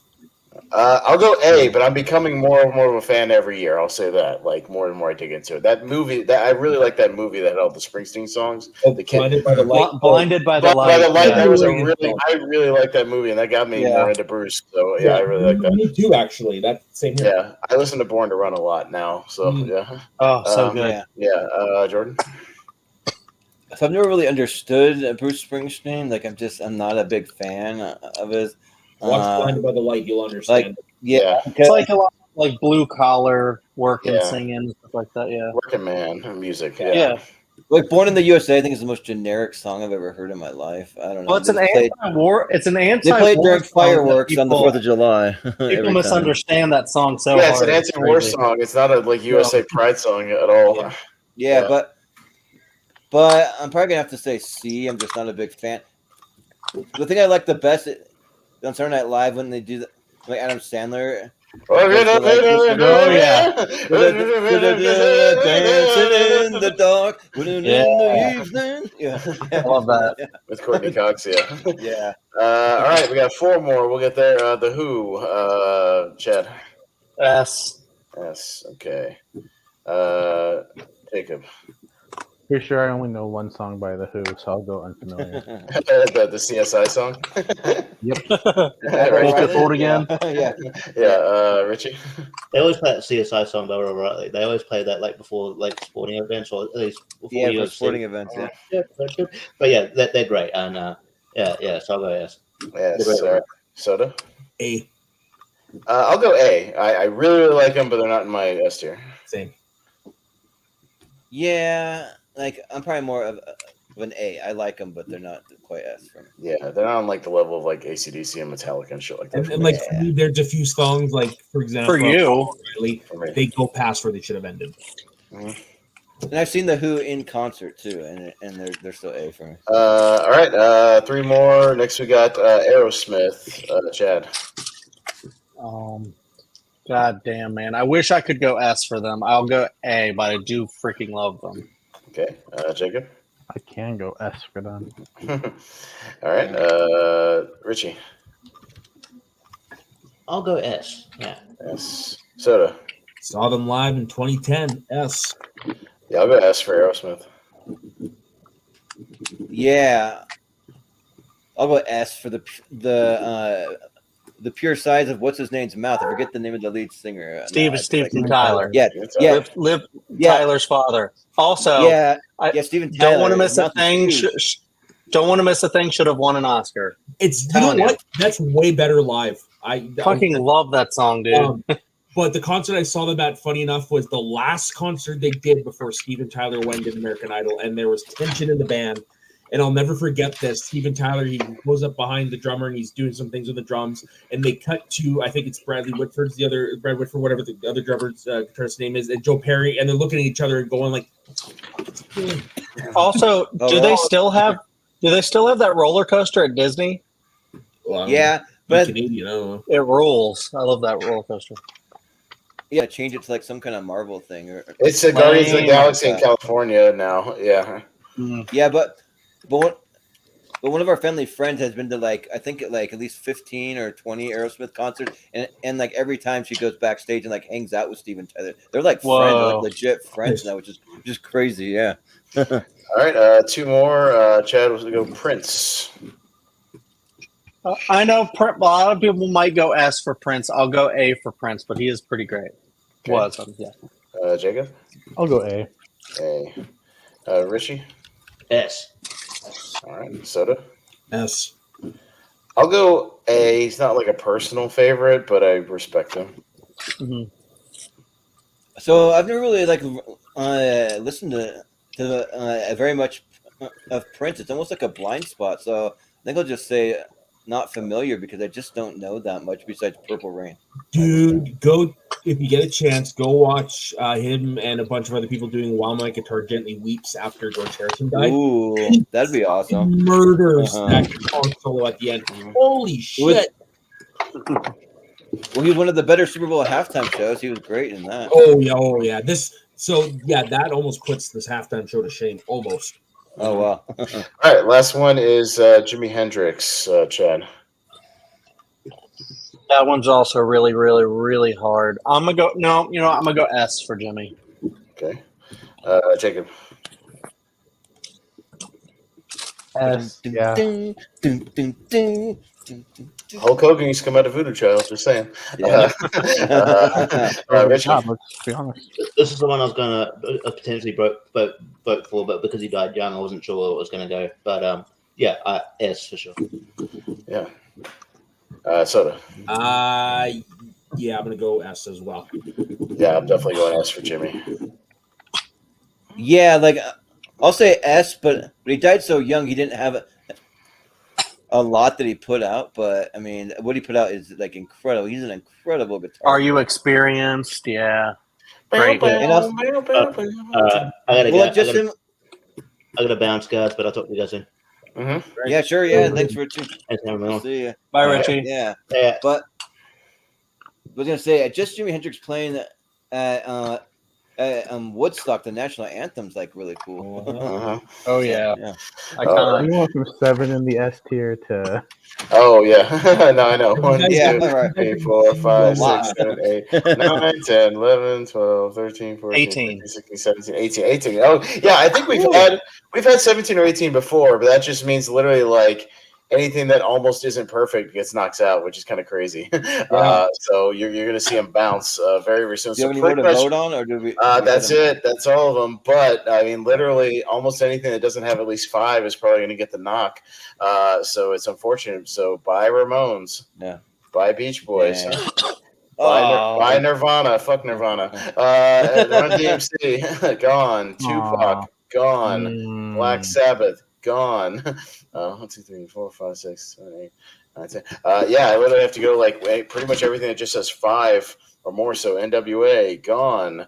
Elvis is the first one with 5. Same with Aerosmith. Like Elvis, we gotta have Elvis. No. These are all starting with the 5. So 6, 7, 8, 9, 10. Okay, that's 11. So yeah, pretty much had to have 5, but we're gonna have to bounce at least one of these. Well, I know Beastie Boys I abstained from because I'm not wasn't familiar with them outside of the other 3. I have 6 votes for Beastie Boys. Yeah. Oh. Did you abstain? Because I have 6 votes down for Beastie Boys. No, I abstained because outside of the 3, I don't. Yeah, you were done an extra. Okay, weird. All right, I have 5 votes for Beastie Boys and 5 votes for Led Zeppelin, but just 5. But they're clean sweeps technically. Elvis has 5 and 1. Aerosmith has 5 and 1. AC/DC has 5 and 1. So actually, yeah, what we're probably gonna do is the 2 that had sort of abstaining votes, we might have to vote on. In that case, so it's going to be Beastie Boys and Led Zeppelin. We might have to vote to see which one gets knocked. So, and also, I'm just going to shout out the chat. Malcolm says, "Who's this Prince? I only know the artist that is just a symbol." Yeah, right. It used to be a symbol. Yeah. Yes. All right. So here's what we're gonna do. Let me get my paper ready. Yeah. Unfortunately, just because all the other ones at least have 6 votes total. Oh man. I know this is like weird criteria, but it's what we got to do.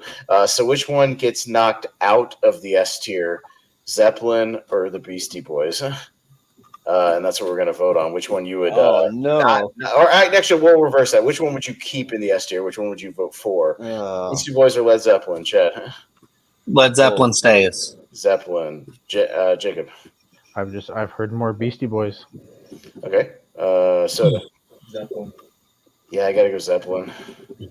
I'd go Beastie Boys. It's 3-2. At least we don't have any ties with 5 people. Yeah. So, Richie, come back. Beastie Boys will be our first official honorable mention. No. What? In the chat, Richie says Beastie Boys. Did you see that one? No, he didn't. Nope. All right. So I'm looking back because we actually still have to vote on some of these honorable mentions. So the couple ones that are eligible for honorable mention. Let's see. So Nirvana's out of the competition because of my C vote. Run DMC.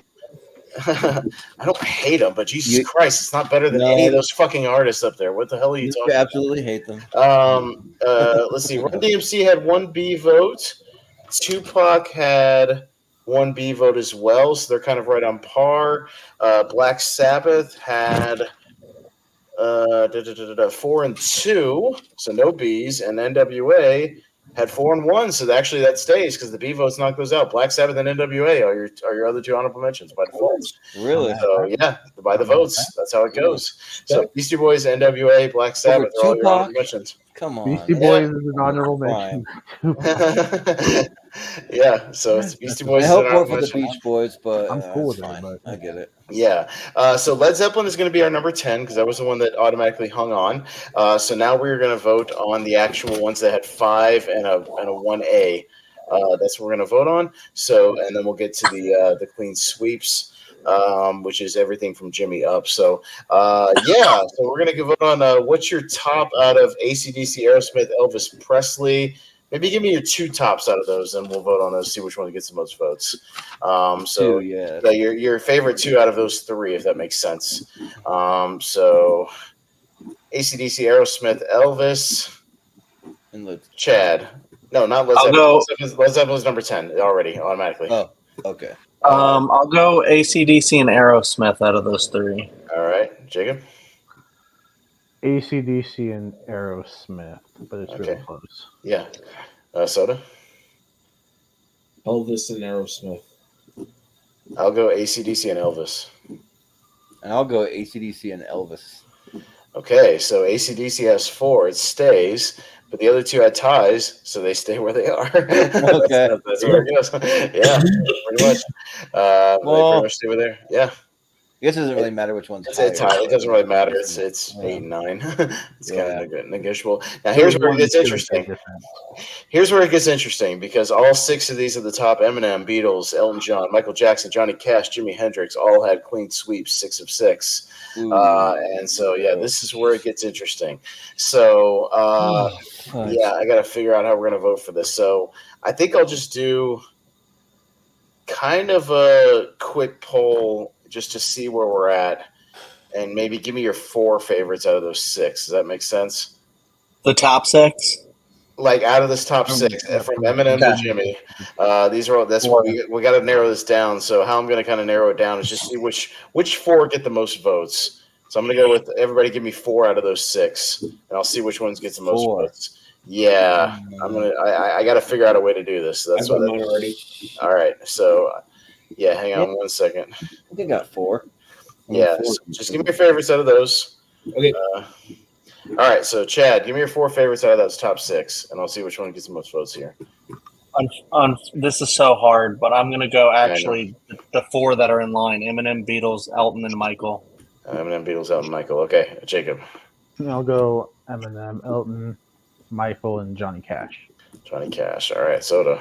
So I'm just 1 off from Chad. I'm in this order: Beatles, Elton John, Michael Jackson, Johnny Cash. Beatles, Elton, MJ, Johnny. Okay. It's hard not to say Johnny Cash. Yeah. And I have more affinity for those than I do Eminem.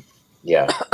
I'll say Eminem, Jimmy, MJ, Johnny Cash, and Elton. Beatles, I'm the most casual fan out of all those 6. Wait a minute. Did you say 5 of them? You said No. 5. Oh, then no. 5. All right, scratch Elton then. Okay, yeah. I'll go MJ, JC, Eminem, Jimmy. Okay. For me, I'll go Eminem, the Beatles, Elton John, and Michael Jackson. So why don't we just leave it how it is? All right, so the ones that had the most votes, and then we'll do another sub vote. I'm just scooting them ahead just for sake of the next vote. So Michael Jackson had 5, Eminem had 4, Elton had 4, and then the 3s were Beatles and Johnny Cash. Jimmy only had 1, so Jimmy stays where he is. Johnny Cash and the Beatles kind of stay where they are based on the votes. Didn't get a whole lot of votes here. So what we're gonna do? Vote on like if you want to vote between Elton John. If you want to vote, well, we're gonna vote for the top 3 here. Yeah, we're gonna do another vote. The top 3. Yeah, the top 3. Yeah, we're gonna narrow it. I just wanted to narrow it down a little bit and see which one's got the most love overall, and then we will give me. Let's see. I'll just see which ones get the most number 1 votes, that sort of thing. 2 votes, 3 votes, and I'll just have to average it out. So, all right. So I'll go around. Everybody, give me their 1, 2, 3 in order of those 3. They're your favorites.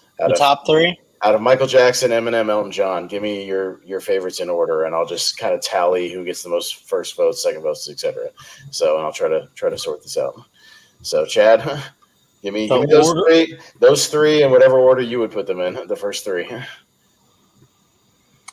All right, for those 3, I'd go Michael, Elton, Eminem.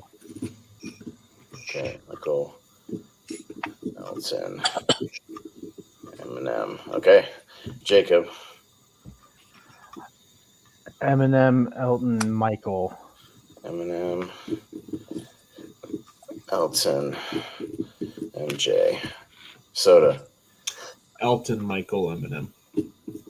Elton, MJ, M. I'll go MJ, Eminem, Elton. Jordan. I'll go Eminem, Michael Jackson, and Elton John. Elton. Okay, so Eminem has 2 first votes. MJ has 2 first votes. Elton John only had 1 first vote. Elton John had 2 second votes. And 2/3 votes. So it kind of got the least love by default. So Elton John stays where he is, and it's pretty much tied between MJ and Eminem. We do one last vote, MJ or Eminem. And it's perfect because there's 5, so no ties. Exactly, no ties. So who do you go? MJ number 1, Eminem number 1. Chad. Michael Jackson. Michael Jackson. Jacob.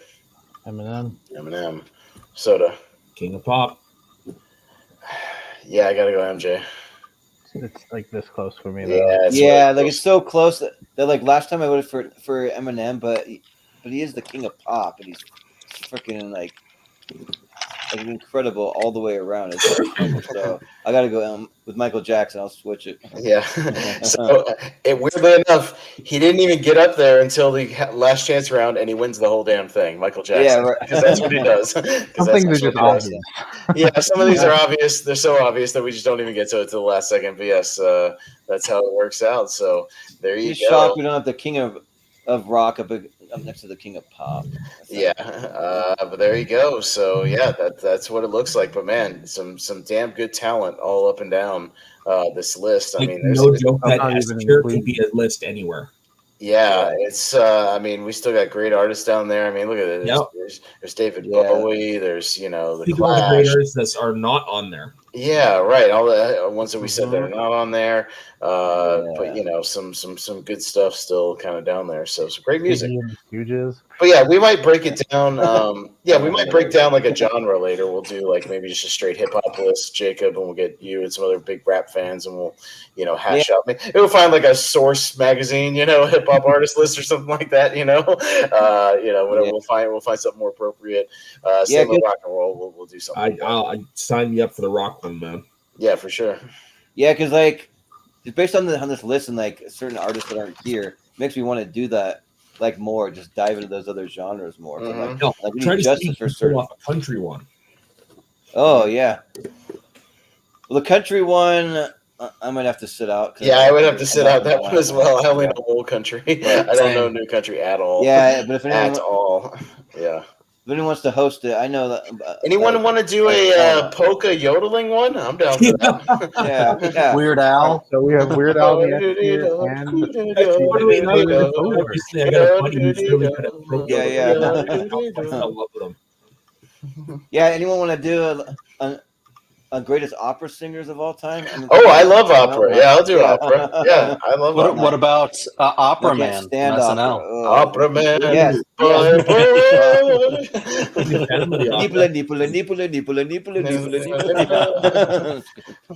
Love it. Opera man, I'm gonna schifo. Have you guys done a composers tier list yet? No, we need to do that No. too. Ooh. But it's on the schedule. We had to rearrange some things, so it will be coming up. I think it's like May or June, something like that. So Yeah, I'll have to have like a standby when we do that of like all their most famous, movies that they've done, things like that. Just to cite them so everybody can kind of remember that sort of thing. actually, what we have on the list is just greatest movie scores of all time. And I was thinking that if we do that, we may do it on Patreon and we can play a little bit of music, maybe. But I mean, you could do just greatest composers. That could be a whole like separate thing too. All right. All right. Well, Jordan, should I break this thing down and then we'll wrap this thing up? What do you say? Yeah. Go and all right. Well, tonight our top list of this Rolling Stones list at number 1, making a clean moonwalking his way to number 1 at the last second. Michael Jackson at number 1. He's a smooth criminal. Yeah, that's right. Eminem number 2, Elton John number 3, The Beatles number 4, Johnny Cash, The Man in Black number 5, Jimi Hendrix number 6, AC/DC number 7, number 8 is Aerosmith, number 9 Elvis Presley, number 10 Led Zeppelin. Our 3 honorable mentions for this evening are the Beastie Boys, NWA, and Black Sabbath. But yeah, again, a ton of talent right behind them. Yeah. Yeah, there's a few that I feel. And if you get a different panel, it could be a whole different tier. Yeah. You know what I mean, who knows? Music is very subjective, so yeah. Yeah. but yeah, that was fun, guys. We'll definitely get into some other genres and some other music stuff. I know that Jacob talked about just doing greatest albums of all time. We just rank albums, so that could be something. There's some interesting lists out there for sure. Yeah. So yeah, but but yeah, we'll just do some plugs and that'll do it. So we'll start with Chad. Where can we find you? Yeah, well, I just wanted to say, like, this is not really my panel. I had a lot of stuff that I like, and I consider myself a music snob, and it is what it is. But I love hearing a lot of your guys' takes because I want to kind of consider a lot of other artists. Like, I want to listen to Hank Williams now, actually. Yeah. So we'll see. I'm gonna think about a lot of the stuff going forward. But yeah, plugging stuff. More Radiohead, right? Mm-hmm. Yes, please check out OK Computer, Pet Sound, stuff like that. Great album. Speaking of great albums, check out my channel, Chadwick Webb, where I rank things. You Ranking with Me is a show that I do. Or rank things. Austin's been on there a couple times. We do reactions, we do reviews, stuff like that. We're trying to do more stuff, but doing the one show is hard. I don't know how you guys do a bunch of shows all the time. It's tough. We sacrifice sleep. That's how we do it. There you go. But yeah, also check out the Dill Pickle Movie Network. My buddy Dylan does a lot of stuff over there, way more stuff than I do on my channel, and he's really, really good at it. So check out, he reviews stuff, he does brackets, he does drafts, he does a whole trivia MCU trivia league, talks MCU all the time. But the show that I do with him is called Picture This, where we're going through every single Best Picture nominee, and we're having a blast doing it. This this month we're doing 1960 because it's Christmas time, so we're talking about The Apartment and all the other movies that lost to The Apartment. And then also check out the Nerd Entertainment Network. I do a show called Welcome to Primetime with my buddy Hunter Chambliss and my wife Carrie Webb. And we talk horror. Sometimes we'll rank or like just talk about Buffy episodes and tier rank them. So if you like tier ranking, we do that. And we also have been doing sometimes brackets and reviews and stuff like that. And Austin's also been on some of those brackets. And it's been a lot of fun doing that, trying to figure out what's the greatest horror film ever made by going through the decade. So that's a lot of fun. Check out my letterbox, stuff like that. Other than that, I had a blast talking music with you guys. Thank you. Yeah, for sure. Sounds good. And Jacob, where can we find you? I pop up here time to time, kind of taking it easy for the month of December, but I will be on Rankum on Saturday doing the best top 12 Christmas movies. Ew. So yeah, let's go. And also Christmas Carol. There you go. Yeah. Also, don't forget we got the Seen and Heard free for all. You got a really good number, Jacob. You got a high number, so it might be good for you. I'll have to watch that and see when I come in. I'll watch the wheel. It's quick. We breezed through it because it was 4 tier. It's only like a 20-minute show, so easy to watch. I made it quick.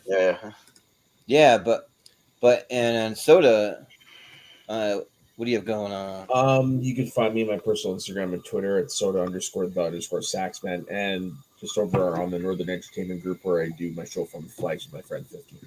That's about it. Nice. Sounds good. Yeah.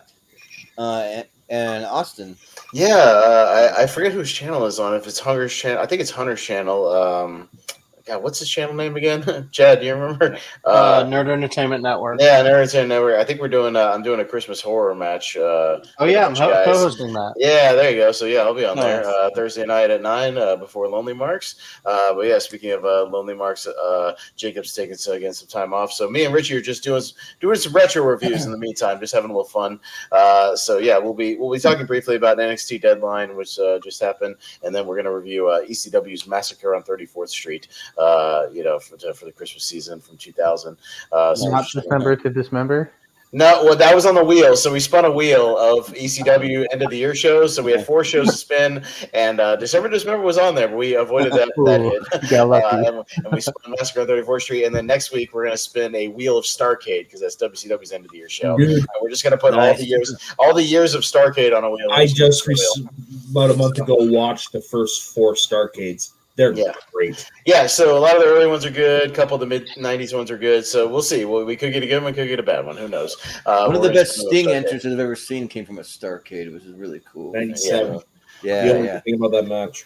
Yeah, Yeah. so we'll be doing that on Thursday night after the Christmas horror trivia, and then I'll be co-hosting that free for all with Jordan because he needs a little help with that one. That's a big show, Oh, so got to help him out with that. Yeah. That's not much else going on the weekend, just those things, really. Yeah. Well, speaking of the free for all, we have Soda. He's going to help us out and be our chat moderator. So we appreciate you doing that because we might have like 3 chats going on trying to wrangle everybody in there, but we'll make it work. It worked pretty smooth last time. So yeah. So and then I'm not doing a whole lot of extra because of the free for all.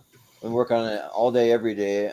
Just about pulling clips. I got to have like 160 clips, something like that, just to be safe. Because mathematically, if we have one person get eliminated every single round, we might need that. But usually, there'll be multiple people in rounds get eliminated. We won't need them all, but it's good to have them just in case. And there may be some surprise mystery guests. That might be some big names popping in too. I mean, we can talk with a couple people that want to be part of it. So we'll see what happens. But and then yeah.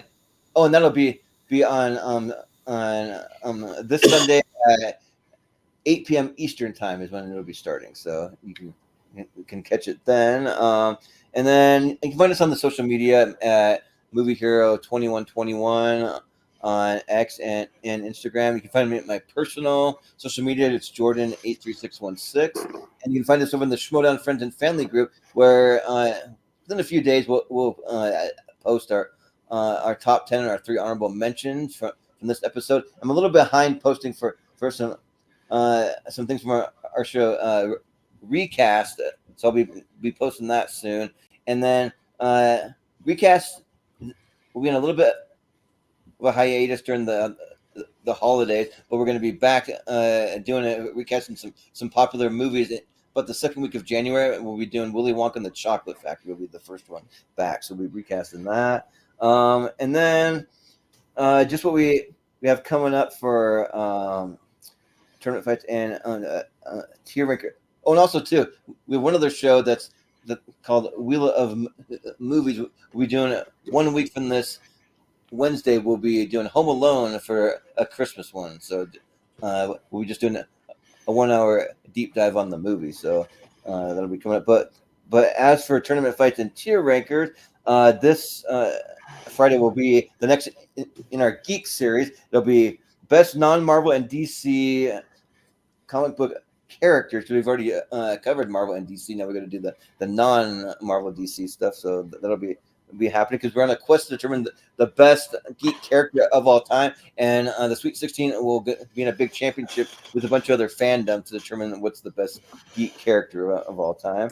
Then we have our old school cool versus match. It's going to be Robert Redford versus Paul Newman. Got that one coming up. And then we're getting back to our best movies with one word titles. We'll be doing best movies one word from the 80s. That'll be a tier ranker. And then we'll be off for Christmas, but always at the end of the year, we'll be doing our most anticipated movies of 2024, what we're looking forward to in the next year. And then we'll be getting back to our yearly ladder series with the best movies of 2005 starting the first week of January. So it'll be a 3-part series on Monday, Wednesday, Friday to break down that year. And then a versus match, it'll be Malcolm Lay versus Jordan Owens for their favorite TV shows of all time.